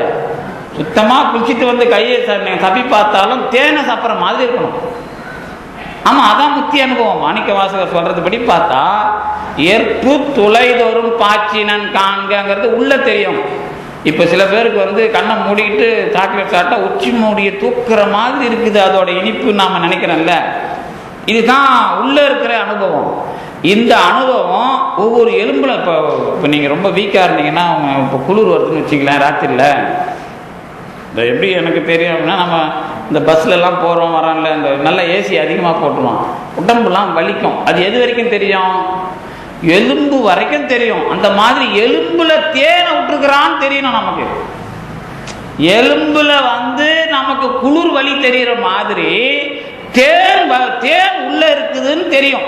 நம்ம எலும்புக்குள்ள ஏற்பு துளைதோறும் பாய்ச்சினன் காண்க. அதுக்கு பிறகு இந்த மயிர்காலில் வேர்வை வராம தேன் வடியுமா? இதெல்லாம் சிரிக்க கூடாது.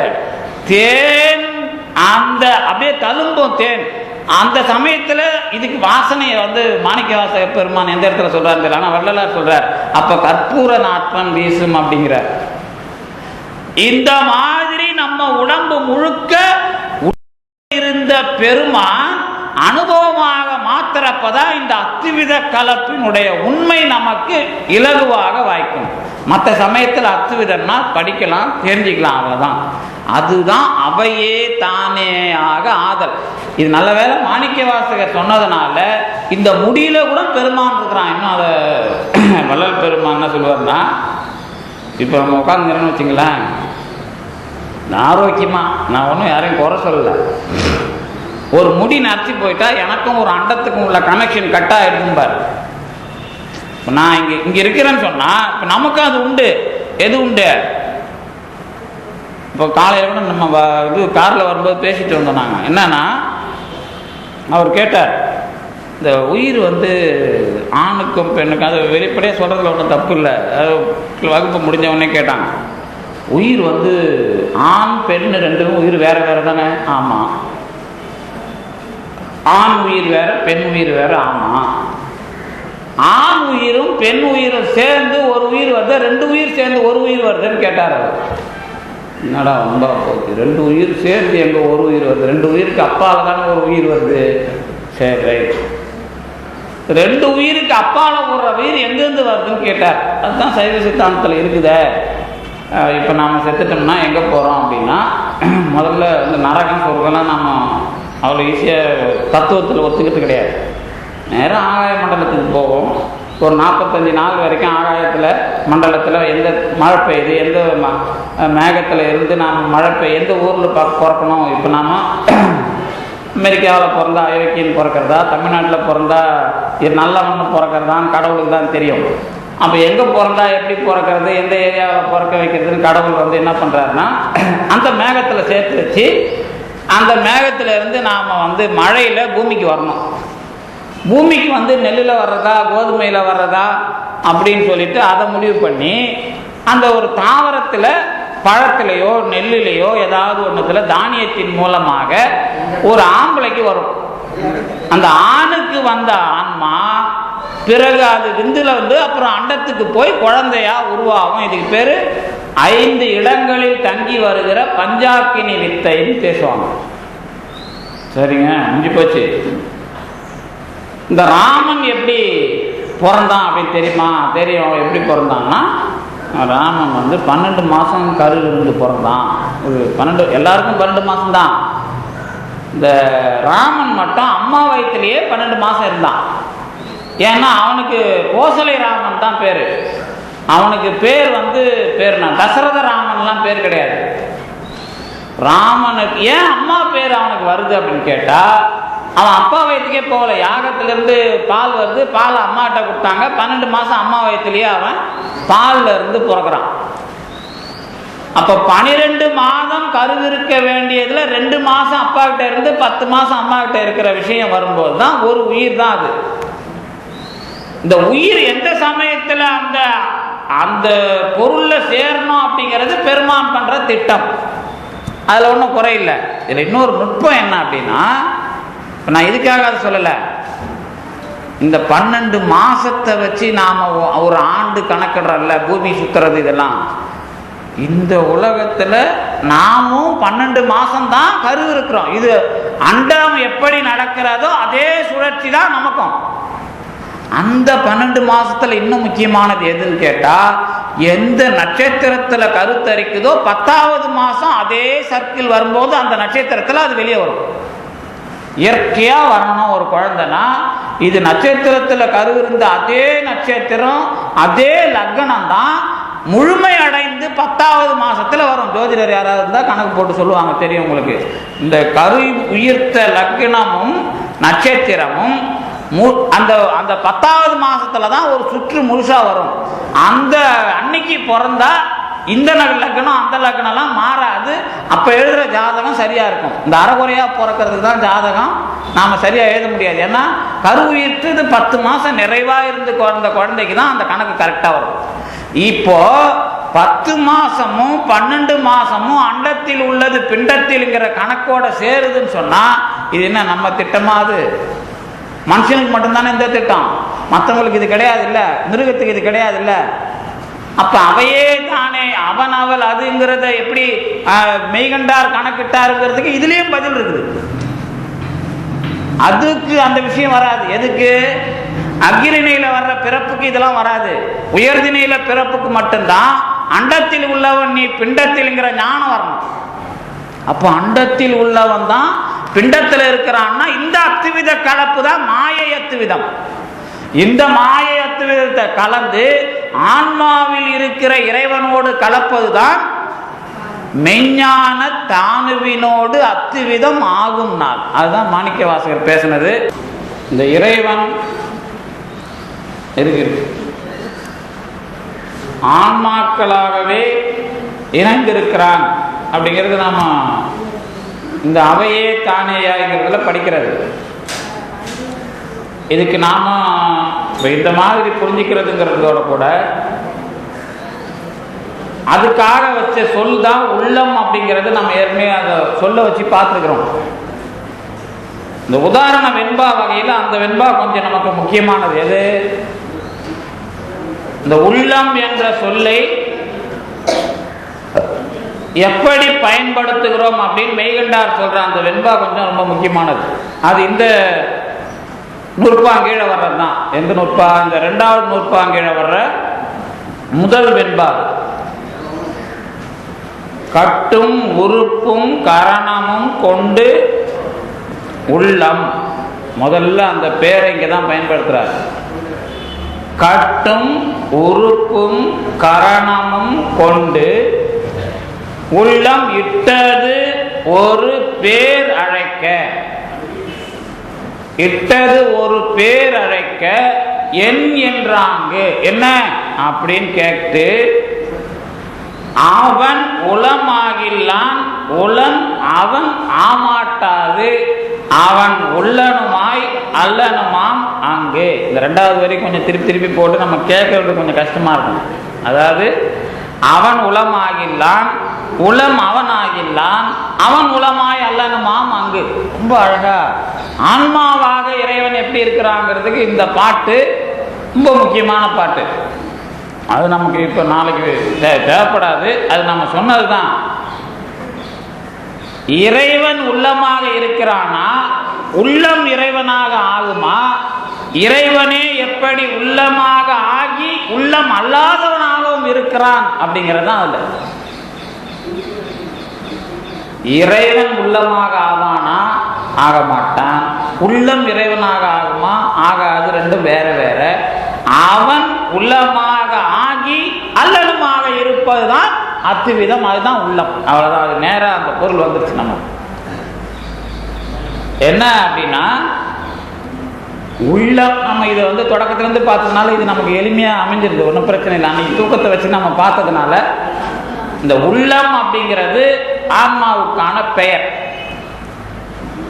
சுந்தரரை அப்படிதான் அவன் சொன்னான் அப்படிங்கிறதே வரலாறையும் ஞாபகப்பட்டு சொல்லியிருக்கிறேன் நான். உலோம் போகீர் என்றானே. நீ இருக்கிறியான்னு சுந்தரர் கேட்கிறார். நான் இருக்கிறம்பா, நீ போய் வா அப்படின்னு ஒரு தடியை கொடுத்து திருவொற்றியூர் கண்ணை பிடுங்கின பிறகு இறைவன் சொன்னான் அப்படிங்கிறத ஏற்கனவே நான் ஞாபகப்பட்டிருக்கிறேன். என்ன அப்படின்னா, நீ இருக்கிறியானா? நான் இல்லை, எங்கே போயிட்டேன், நான் தான் உனக்குள்ளே இருக்கிறேனே, நான் தான் நீ இருந்து செய்யறதெல்லாம் எனக்கு தான் தெரியுது. அப்படி இல்லைன்னா இவர் சொல்கிறாருல்ல, அம்மா அவன் சுந்தரர் கேட்ட தப்பு தானே, நான் கல்யாணம் பண்ண போகிறேன், முன்னாடி சத்தியம் பண்ண போகிறேன், ஆனால் நீ என்ன பண்ணு, மகிழ மரத்தடியில் போய் இருன்னு சொன்னார்ல. இறைவன் கல்யாணம் பண்ணுறதுக்கு சரி ஒத்துக்கிட்டான், இந்த நான் போய் கல்யாணம் பண்ணி வைக்கிறேன்னு சொல்கிறான்ல. அப்போ ஒரு கேள்வி, ஒரு ஐடியா கொடுக்குறாருல்ல சுந்தரர். நான் கல்யாணம் பண்ணும்போது எப்படி இருந்தாலும் இந்த ஊரை விட்டு போயிடுவேன். ஏன்னா அவருக்கு எப்பவுமே அது கூட குறிப்பு என்ன அப்படின்னா, இந்த திருவாரூர் வசந்த விழாவை பார்க்காம இருக்க மாட்டார் சுந்தரர். அவருடைய வரலாறுல இந்த ஒரு வருஷம்தான் இந்த விஷயம்லாம் நம்ம கண்டுபிடிச்சதே. அதுதான் நான் முதல் வசந்த விழா திருவாரூர் பங்குனியுமே அந்த விழாவுக்கு பறவையாரோட இருப்பார். இதுக்கு நடுவில் திருவொற்றியூர் அடுத்த வசந்த விழாவுக்கு வந்துடுறதுக்கு தான் அங்கிருந்து கிளம்பி வர்றார். அதுக்கு தான் ஒரு வருஷம் தான் அவர் இந்த வேலை பார்த்தது அப்படிங்கிறது தெரியறதெல்லாம் அதை வச்சுதான். அப்ப என்ன நடக்குது அப்படின்னா, நான் போயிடுவேன், என்ன எப்படியா இருந்தாலும் எனக்கு திருவாரூர் இறைவனை பிரிஞ்சுலாம் இருக்க முடியாது, அதனால் நான் போயிடுவேன். இவர் திட்டம் இவருக்கு தெரிஞ்சு போச்சு. அப்போ இறைவன்கிட்ட கல்யாணம் பண்ணி வைக்கணும்னா நான் சத்தியம், அந்த அம்மா சத்தியம் கேட்குதுங்கிற, நான் சத்தியம் பண்ணுறேன், நான் உள்ள சத்தியம் பண்ணும்போது நீ வெளியே இருங்கிற. இந்த வரலாறு அத்துவித வரலாறு தான். அத்துவித உறவு என்றால் என்ன என்று உலகிற்கு காட்டுகிற வரலாறே இந்த வரலாறு தான். அதை வச்சுதான் உலோம் போகீர், நான் இருக்கிறியா நீ கேட்குறிய, 2 பேரும் சேர்ந்து தானே இருக்கிறோம், அது தெரியலையா உனக்கும் சுந்தரருக்கு இறைவன் சொல்றான். எங்க திருவெண்பாக்கம் அந்த பூண்டியில சொல்றான்.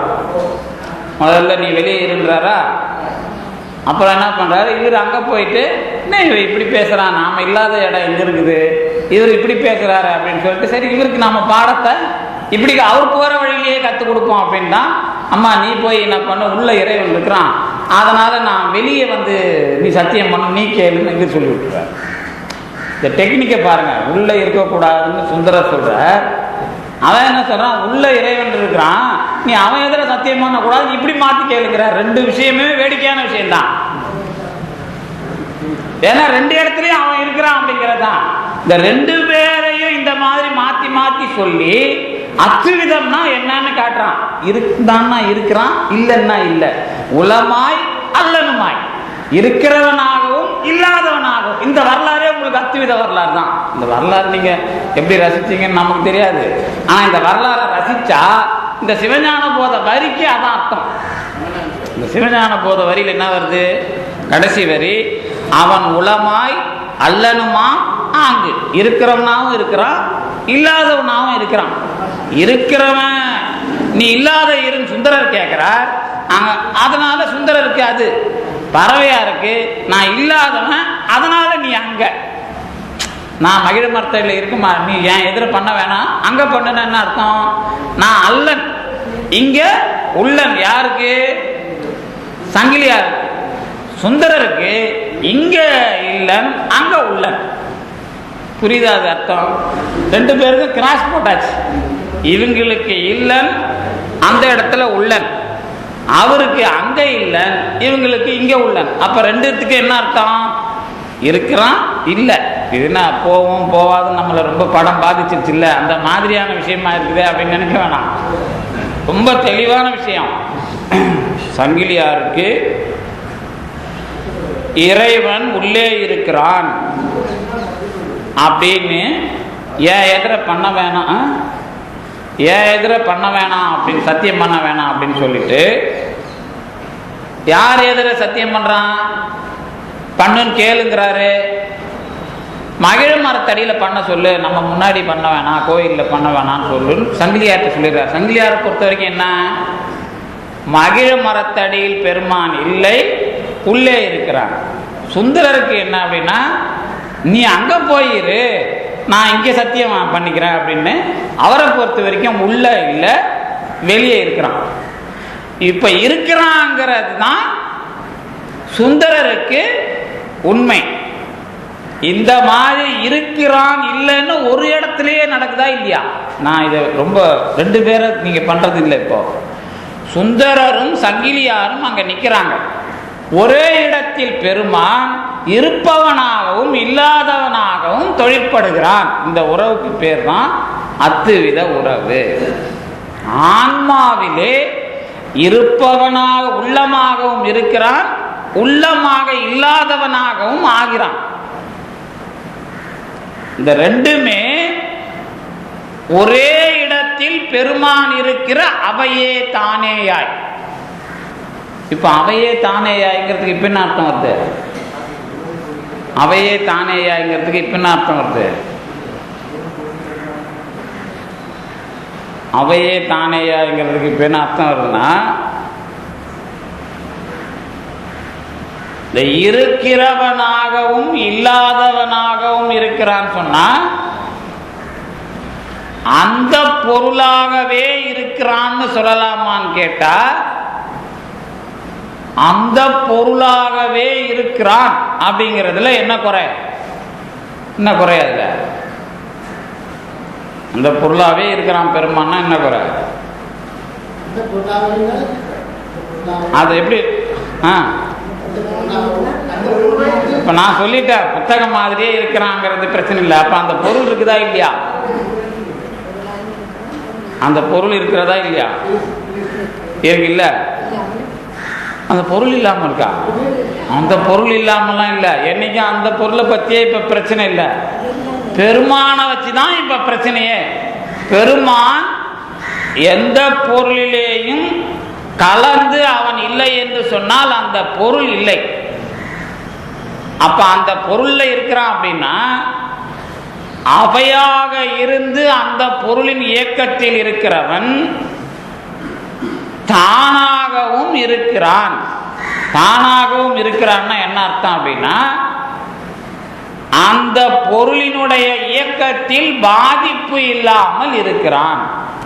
அது அவனை இப்போ சுந்தரர் நினைச்ச மாதிரி இருக்கிறானா, பறவை சங்கிலியார் நினைச்ச மாதிரி இருக்கிறானான்னு கேட்டா அவன் இருக்கிறான் என்பதில் எந்த விதமான குறையும் இல்லை.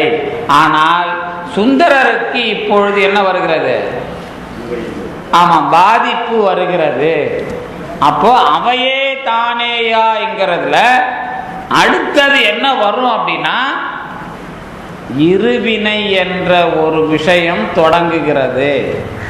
இந்த செயல்பாட்டிலே இருக்கிற இன்னொரு விஷயம் அதிலே ஆராயப்படுவதற்கு காத்து நிற்கிறது. அவையே தானே இருந்துட்டா ஒன்றும் பிரச்சனை இல்லைப்பா, அதுக்கு அடுத்ததுக்கு இயக்கணும் இல்லை. இப்போ அடுத்த கேள்வி பதில் அடுத்தது தத்துவத்தை எப்படி நாம் கொண்டு போகிறோம் அப்படின்னா அதை அப்படியே முடிச்சு வச்சிடல. அடுத்தது என்ன நடக்கிறது என்று சொன்னால், இந்த இணைப்பின் மூலமாக தானாக இருக்கிற இறைவன் அவையின் செயல்பாட்டிற்காக வினை என்ற ஒன்றை அறிகிறான் அல்லது இயக்குகிறான், செயல்படுத்துகிறான். வினை என்ற ஒன்றினுடைய உண்மையை காட்டுகிறான். அதுதான் சுந்தரர் வரலாறு ரொம்ப நல்லா தான் நமக்கு அத்துவித உறவுக்கு உதவுகிறது. இதில் இப்போ நமக்கு இன்னும் ஒரு 15 நிமிஷம் இருக்கா? ஏன் இப்போ நாளைக்கு நாம் இந்த பாட்டை முடிச்சிடுவோம் காலையில், அதில் ஒன்றும் பிரச்சனை இல்லை. இந்த அத்துவித உறவில் நாம் தெளிவாக இருக்கிற பொழுது இந்த மற்ற தத்துவங்களுடைய அந்த விசாரணையில் நாம் எந்த காலத்திலேயும் பிழைப்படக்கூடாது. அதில் உங்களுக்கு ஏதாவது இடர்பாடு வருமானால் அதை நீங்கள் கடைசி வரைக்கும் இப்போ நீங்கள் அந்த தத்துவத்தில் அல்லது உங்களுக்கு தெரியாமலே அந்த தத்துவத்தை தோற்க செய்து விடுவீர்கள். இதில் ஒரு கவனம் தேவை. எப்படி காட்சியில் நான் சொன்னனோ அது மாதிரி அதுக்கான இடம் எதுன்னு கேட்டால் இந்த உதாரணம் சொன்னோன்னா உங்களுக்கு தெரிஞ்சிடும். இப்போ அவரும் நம்ம சென்ற முறை மாநாட்டுக்கு வந்தப்போ அது எழுந்துச்சு. என்ன உதாரணம்னா, இறைவன் நல்லா ட்ரெஸ் பண்ணிக்கிட்டு, இறைவனுக்கு ஏற்கனவே பாம்பு புலித்தோல்லாம் தெரியும், ஆனால் நல்லா அழகாக அணிகலன் மாலையெல்லாம் போட்டது எப்போ போட்டார்? நல்ல சுந்தரனாக இருந்தார் சோமசுந்தர பெருமான். எப்போ? மதுரைக்கு கல்யாணத்துக்கு போகிறதுக்காக தான் அழகானார். அதுக்கு முன்னாடிலாம் அவருக்கு அழகு இல்லை. அப்போது கல்யாணத்துக்கு ரெடியாக ஆனார்ல, அன்றைக்கி போய் அப்படியே கண்ணாடி முன்னாடி நின்று பார்த்து, நீ ரொம்ப அழகாக இருக்கிறப்பா அப்படின்னு அவரே ஒரு தட்டி விட்டுனார் காலரை. அப்போ ரொம்ப அழகாக இருக்கிறப்பான்னு அவர் நினச்சினா தானே அவருக்கு அழகு. நம்ம யார் சொன்னாலும் சரி இருந்தாலும் பார்த்துக்கலாம், அப்புறம் கடவுள் அழகாக இல்லையான்னு. இப்போ அவர் தட்டி விட்டுட்டார். இந்த கண்ணாடியை பார்த்து நீ ரொம்ப அழகாக இருக்கிறப்பா அப்படின்னு வா அப்படின்னு சொன்னார். சுந்தரர் வந்தார்னு ஒரு விஷயம் சொல்கிறோமா இல்லையா? அந்த விஷயத்தை சொன்னால் என்ன தப்பு அப்படின்னு கேட்டிங்கன்னா, அது சங்கரருடைய அத்வைத சித்தாந்தமாக போய்விடும். அப்படி சொன்னான். ஏன் அப்படின்னா, அவங்க தான் பொருள் ரெண்டு இல்லை. கண்ணாடியில் தெரிகிற பொருளும் உண்மை போல தெரிகிறது. அதனால இறைவன் ஒருவன் தான், பிரம்மம் ஒன்றுதான் உண்மை, மற்றவையெல்லாம் மித்தை. மித்தைனா காட்சி அப்படின்னு சொன்ன தத்துவத்துக்கு நாமளும் போயிடுவோம். அப்போ அத்துவித உறவு சொல்றதுக்கும் அதை கண்ணாடியில பார்த்து அதுதான் இதுன்னு சொல்றதுக்கும் வேறுபாடு தெரிந்து கொண்டு நாம் அத்துவித உறவுனா என்னன்னு தெளிவாக சொல்ல வேண்டும். அந்த குறை நமக்கு வரக்கூடாது. என்ன பண்ணலாம்? இப்போ நாம சுந்தரரை அத்வைதத்துக்கு வித்துடலாமா? சரி, போயிட்டு போகுது 4 நாயன்மாரில் ஒரு நாயன்மாரை அங்கே அனுப்பி விட்டுருவோம். இங்கே நமக்கு 3 பேர் இருக்கிறாங்கன்னு அனுப்பி விட்டுடலாமா? என்ன பண்ணலாம்? இதுக்கு தான் இந்த சமயத்தில் வந்து நீங்கள் எந்த கொள்கையில் போகிறீங்க அப்படிங்கிற விஷயத்தை அப்பப்போ தெளிவுபடுத்தி அதில் கொண்டு போய் விட வேண்டிய வேலை தத்துவத்துக்கு இருக்கு. ஆனால் சமயத்தில் இருக்கிறது இருந்துதான் அதை வந்து நாம் வந்து ஒழுங்காக எடுத்து வச்சிருக்கிறோம். இப்போ என்ன அதுக்கு பொருள் அப்படின்னு கேட்டிங்கன்னா, நடுவில் இருக்கிற இப்போ திருஞான சம்பந்தருக்கு உபநயன சடங்குகள் எல்லாம் செய்ய முற்பட்டு விட்டார்கள். உடனே சேர்க்கிறார், அவர் 5 எழுத்து மந்திரம் ஓதினார், எல்லாம் முடிஞ்சு போயிடும். அதான் நடந்திருக்காங்க. உபநயன சடங்கு நடக்கிற இடத்துல அவ்வளோ பெரிய ஆடம்பரமாக விழா ஏற்பாடு பண்ணி இவர் 5 எழுத்து ஓதினார்னு மட்டும் முடிக்கிறாரு. அங்கே என்ன பிரச்சனை நடந்ததுன்னு நமக்கு தெரியுமா? அவ்வளோ பிரச்சனை தெரியுதுன்னு சொன்னால் நமக்கு வரலாறு தெரியணும். அந்த மாதிரி சுந்தராவான் அவர் கண்ணாடியை பார்த்து சொன்னார் அப்படிங்கிறத எந்த மாதிரி புரிந்து கொண்டால் அது அந்த மாதிரி சொல்லவில்லைன்னு தெரியும். அப்புறம் தான் சுந்தரர் ஆராய்ச்சி பண்ணி, சுந்தரர் பாட்டெல்லாம் ஆராய்ச்சி பண்ணி எங்கப்பா அது இருக்குதுன்னு பார்த்தா, இந்த சுந்தரன் அப்படிங்கிற பேர் இறைவனுக்கு 2 இடத்துல பயன்படுத்துகிறார் சுந்தரர்.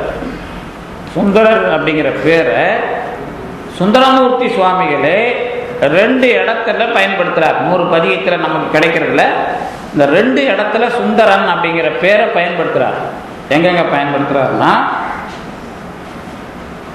பெருமான் இப்போ நீங்கள் இருக்கிறீங்க வச்சுங்களேன், இப்போ நீங்கள் அனுபவிக்கும் போதே இப்போ என்ன அனுபவிக்கிறீங்க? இப்போ இந்த சைவ சித்தாந்தத்தை எதுக்காக எல்லாரும் அனுபவிக்கிறோம்? ஏன்னா கடவுள் இப்போ அத்விதமாக இருக்கிறோம், யாரும் போய் சொல்லக்கூடாது. ஒன்றும் இல்லைங்க, நாங்கள் அந்த மாதிரிலாம் நினச்சி வரலைங்க, வம்புல மாட்டி விடாதீங்கன்னு சொல்லக்கூடாது. இப்போ சைவ சித்தாந்தம் கேட்க வந்தாங்க, எதுக்கு கேட்க வந்தேன் அப்படின்னா இது வேற என்ன வம்பா? அப்போ அத்வித தானமே இல்லாத வந்திருக்கிறோம். இப்போ நாமெல்லாம் சங்கர அத்வைதத்தில் போய் நிற்கிறோம். இப்போ 2ம் ஒன்று, ஏதோ நடக்குது, வந்து உக்காந்தோம், நடுவில் ஒரு விஷயம் கேட்குறாரு, அப்படிலாம் ஒன்றும் இல்லைன்னு சொல்லக்கூடாது. நாளைக்காவது நாம் அதை யோசனை பண்ணின்னு வரணும். ஏன்னா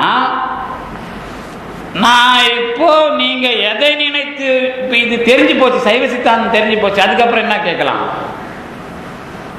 என்ன வம்பா போச்சு? ஏங்க இது ஏதாவது பேசாம அவர் நம்ம ஐயா தலைவர் அதாவது கம்ப்யூட்டர் படிச்சிருந்தாவும் நான் எங்காவது இன்னைக்கு லட்சக்கணக்கில் மாதம் சம்பாதிச்சிருப்போம். போது இந்த சைவ சித்தாந்தத்தை படிச்சுட்டு இப்போ நமக்கே அதை சொல்லுவோம்ல, இந்த டாக்டர்கிட்ட போனால் சும்மா தொட்டு பார்க்காம கண்ணை பார்த்து மருந்து கொடுத்துட்டு ஒரு 500 ரூபாய் பையில் வாங்கி போட்டுப்பார். ஆனால் இந்த தத்துவ சந்தேகம் கேட்க வருவாங்க. நாம் உயிரை கொடுத்து அந்த சின்ன வயசுலேருந்து கஷ்டப்பட்டு எல்லாத்தையும் படிச்சுட்டு தத்துவ சந்தேகம் 1 மணி நேரம் சொல்லிவிட்டு போயிட்டு வாங்க. அதானே தமிழில் ஒரு சந்தேகம் வந்தால் சொல்லி கொடுத்து போயிட்டு வாங்க. இவன் இவ்வளோ பண்ணியும் அதில் ஒன்றும் வந்து சேராதில்ல. அப்போ தான் நம்ம சொல்லுவோம், எப்பா ஆன்மீகத்தில் போய் இதை போய் பேசுகிறியப்பா, இந்த தத்துவத்தில் போய் நீ காசு வாங்கவே கூடாது. காமன் சாமிலாம் சொற்பொழிவு பண்ணிட்டு காசே வாங்கக்கூடாதுன்னு எழுதி வைக்கிறார். என் புத்தகத்தை படிச்சுட்டு யாராவது விளக்கம் சொல்லி அதுக்கெல்லாம் காசு வாங்கக்கூடாதுன்னு எழுதிய வச்சுட்டாரு அவர். ஆமாம், இப்போ அத்வித சித்தாந்தம்னு நீங்க கடவுளை பார்க்கறதுக்கு வந்துட்டு எந்த மாதிரி மனநிலையில் இயங்குகிறீர்கள் அப்படிங்கிறத அவன் முடிவு போட்டுக்கிட்டு இருக்கிறான். இப்ப சாப்பிடும்போதே பிசைஞ்சி சாப்பிட்றானா, உருட்டி சாப்பிட்றானா, கிளறி சாப்பிட்றானா, உள்ளங்கையில படுதா, முனவரலையே சாப்பிட்றானா அப்படின்னா ஒரு விளக்கம் சொல்றேன்ல. இப்போ என்ன உள்ளங்கையில் படக்கூடாதுப்பா, அது சுடுகாட்டில் போகிற மாதிரி ஒருத்தவங்க சொல்லுவாங்க. ஒருத்தவங்க இல்லை உள்ளங்கையிலையும் பிசைஞ்சாதான் அது இனிக்கும்பாங்க. சரி, கையில் எடுத்து இந்த வரலாறை தள்ளி விடுறதா, இப்படி உள்ள போகிறதா, தூக்கி போகிறதா, இந்த சாப்பிட்றதுனா என்னானே இன்னும் தெரியாமல் இருக்குதே நமக்கு. அந்த மாதிரி ஐயோ சாப்பிடவே இவ்வளோ நாள் பிறந்ததுலேருந்து சாப்பிட்ருந்தாயா, சாப்பிட்றதுனா என்ன? ஐயோ சில பேர் உள்ள விட்டு வாந்தி எடுக்கிறானா, சாப்பிட்றானா தெரியலையே. இந்த மாதிரிலாம் பேசி சாப்பிடும்போதே இவன் என்ன நினைக்கிறான் அப்படிங்கிறது தெரியும். உங்களுக்கு தெரியலன்னா அது வேற விஷயம். அவன் இப்போ நான் ஒரு தடவை எங்கள் வீட்டுக்கு போயிருந்தேன். எங்கள் அம்மா என்ன பண்ணாங்க, சாப்பிட்றேப்பான்னு கேட்டாங்க. ஒரு 3 மணி இருக்கும், ஊருக்கு போய் கிராமத்தில் இறங்குவாங்க, சாப்பிட்றேன். நான் வேணான்ட்டேன். அப்புறம் ஒரு 7-8 மணிக்கு சாப்பாடு போடும்போது நான் கொஞ்சம் வேகமாக சாப்பிட்டு வச்சுட்டேன். ஏண்டா மதியம் சாப்பிடலையா நீ? நான் தான் சாப்பாடு இருந்தது சாப்பிட சொல்லியிருப்பேன், நீ ஏன்னா சாப்பிடல மதியமே? இல்லை நீ சாப்பிட்றியான்னு கேட்ட உடனே சாப்பாடு இருக்குதா இல்லையான்னு எனக்கு தெரியல, அதனால நான் வேணான்னு பெருமானிட்டேன். அப்போ நான் வேகமாக சாப்பிடும் போதே இவன் மதியம் சாப்பிடலன்னு அம்மாவுக்கு தெரியுதுல்ல. அந்த மாதிரி இவன் சாப்பிடும் போதே எதை சாப்பிட்றான், செய்யும் போதே என்ன செய்கிறான் அப்படின்னு ஒரு ஆள் கணக்கு போட்டுட்டு இருக்கிறான் நமக்கு உள்ள. அவன் அத்துவித சம்பதத்தில் இருக்கிறான். இப்போ நான் என்ன நினைக்கிறேன், நாளைக்கு சரி எனக்கு உடனே ஒருத்தர் சொல்லுவார், எங்கள் நம்ம திருவாரூர் மருந்தீஸ்வரர் கோயில் ஒரு அடியவர் வருவார், அவருக்கு 2 கிட்னியும் போயிடுச்சு. அப்போ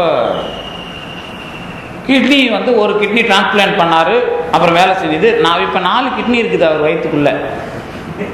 ஆமாம், அவர் என்ன பண்ணுவார்னா அவர் இன்னும் இருக்க நம்ம நண்பர் தான் அவர். எனக்கு பெருமான் மட்டும் இந்த கிட்னியை வேலை செய்ய வச்சான்னா 4 கிட்னியில் நான் 1 வச்சுக்கிட்டு 3 தானம் பண்ணுவார். நான் என்ன சொல்லுவேன்னா, நீ எப்போ பெருமான்கிட்ட வந்தியோ அப்போ நல்ல வேலை, நீ வரலன்னா உன் கணக்கை முடிச்சு அனுப்பியிருப்பார். ஆனால் நீ பெருமான்கிட்ட வந்ததுனால உன் வினையை வேகமாக கழிக்கிறான். இது ஒரு பெரிய வரப்பிரசாதம் சொன்னால் அவரால் உள்வாங்க முடியுமா? முடியாது. அது மட்டும் இல்லை, அவருக்கு இன்னொரு பிரச்சனை. அவருக்கு எப்போ பார்த்தாலும் வெப்பம் அதிகமாகிட்டே இருக்கும். ஏசி ரூமுக்குள்ளே நல்ல ஃபேனை ஓட விட்டுட்டு உட்காந்துருப்பார். அந்த அளவுக்கு 3 விதமான நோய் இருக்கும். வெப்பு நோய் இருக்கும், கிட்னி ஃபெயிலியராக இருக்கும், எந்நேரமும் எச்சு துப்பிக்கிட்டே இருப்பார். வாயில் வந்து அது ஒன்று வரும். இப்போ 3 நோய் அவருக்கு சேர்ந்து அவ்வளவு கஷ்டத்துக்குள்ளே இருப்பார். ஆனால் இந்த கஷ்டத்தெல்லாம் தாண்டி அவருக்கு வந்து பைரவர் தான் ரொம்ப பிடிக்கும். அவர் ஆர்டிஸ்ட்டு, அந்த தஞ்சாவூர் ஓவியம் மறைகிறவர். அப்போ இதை கோயிலுக்கு டொனேஷன் பண்ணுவார். இப்போ நம்மளெல்லாம் வந்து பேசுவார். அப்போ என்ன சொல்கிறேன்னா, கணக்கு முடிக்க வேண்டிய கணக்கை பெருமான் நீட்டி வச்சு உன்னுடைய வினையை வேகமாக கழிச்சுக்கிட்டு இருக்கிறான் அப்படிங்கிறது அனுபவம் ஆகணும்னா அவர் எந்த அளவுக்கு அதை திரும்பி பார்க்கணும். இந்த திரும்பி பார்க்கிற வரைக்கும் பெருமான் தானாகவே இருப்பான். அப்புறம்தான் வினையை கழிக்கிறதுக்கு அப்படிங்கிறது எப்படி வந்து நம்மோட சேர்ந்து வேலை பார்த்தான்னு தெரியும். இப்போ நமக்கு வந்தது இங்கே என்ன உதாரணம் கேட்டால், நான் எனக்கு ஏதாவது கிடைச்சா நான் என்ன பண்ணுவேன் அப்படிங்கிறதுல பெருமான் வந்து ஸ்ட்ராங்காக ஆகும். இப்போ உங்களுக்கு இந்த வயசில் பணத்தை கொடுத்தா இது என்ன பண்ணணும்னு யாருக்கு தெரியும்? அப்பா அம்மாவுக்கு தெரியும். அந்த மாதிரி இவனுக்கு அருளை கொடுத்தா என்ன பண்ணுவான்? இப்போ எனக்கு வந்து இப்போ நான் இங்கே பேசிகிட்டு இருக்கும்போதே மேலேருந்து ஒரு மாலை வந்து உழுதுன்னா என்ன பண்ணுவான் சொல்லுங்க? மேலேருந்து ஒரு மாலை வந்து உழுது பெருமான் போட்டார்னா என்ன நடக்கும்? நான் இங்கே ஒரு கோஷ்டியை சேர்த்துக்கணும், எவ்வளோ பணம் பண்ணலாம் அப்படின்னு இப்போ நினைப்பேன். இந்த மாலை வந்து விழுந்தா கூட அதை பெரிய விஷயமா பார்க்காம எனக்கு சித்தி வந்தா கூட நான் பாட்டு என் வேலையை பார்த்துன்னு பெருமான் இதை கொடுத்தா நான் ஆரவாரம் பண்ணக்கூடாதுன்னு என்னைக்கு பக்குவம் அடையிறனோ அன்னைக்கு தான் மாலை கொடுப்பான். இன்னைக்கு கொடுக்கறதுக்கு நாம கேட்போம், ஏன்னா பணம் பண்றது. அதான் உலக இயற்கை. அப்போ பக்குவம் அடைகிற காலம் வரைக்கும் பெருமான் வெயிட் பண்றாங்கிறது எப்ப தெரியும்னா அவையே தானையாக இருந்தால்தான் தெரியும். அந்த மாதிரி சுந்தரமூர்த்தி சுவாமிகள் என்ன பண்ணாருன்னா, தலைக்கு மேல ஒரு நிலா வச்சுக்கிட்டு ஆடிக்கிட்டு இருக்கிறான், அது எனக்கு ரொம்ப பிடிச்சிருக்குன்னு அவர் நினைக்கிறார். யாரு? சுந்தரர் சிவபெருமானுடைய கோலத்துல தலைக்கு மேல நிலாவை வச்சுக்கிட்டு ஆடிக்கிட்டு இருக்கிற பெருமானுடைய கோலம் தான் அவருக்கு பிடிக்குது. அப்படின்னா என்ன அர்த்தம்னா, தலைக்கு மேல நிலா சுத்த நிலா வச்சுக்கிட்டு ஆடிட்டு இருக்கிறதுனா என்ன அர்த்தம்னா, இறைவன் அடியவர்களை தலைக்கு மேல் வைத்து கொண்டு கொண்டாடுகிறான். அப்ப நான் அடியவர்களுக்கு அடியவனாக ஆகணுங்கிற எண்ணம் சுந்தரருக்கு அப்பவே உண்டு. அதை செயல்படுத்துவதற்காக இவர் தான் சிவபெருமானுக்கு தான் எல்லாரும் அடிமை. ஆனா அடியவர்களுக்கு அடிமைங்கிறத கொள்கையா உருவாக்கணும். அப்படி உருவாக்கணும்னா அந்த நினப்புல இவ்வளவு நாள் யார் இருந்தானோ அவனை கூப்பிட்டு வச்சு அனுப்புனாதான் அந்த வேலையை நடத்துவான் பெருமான்.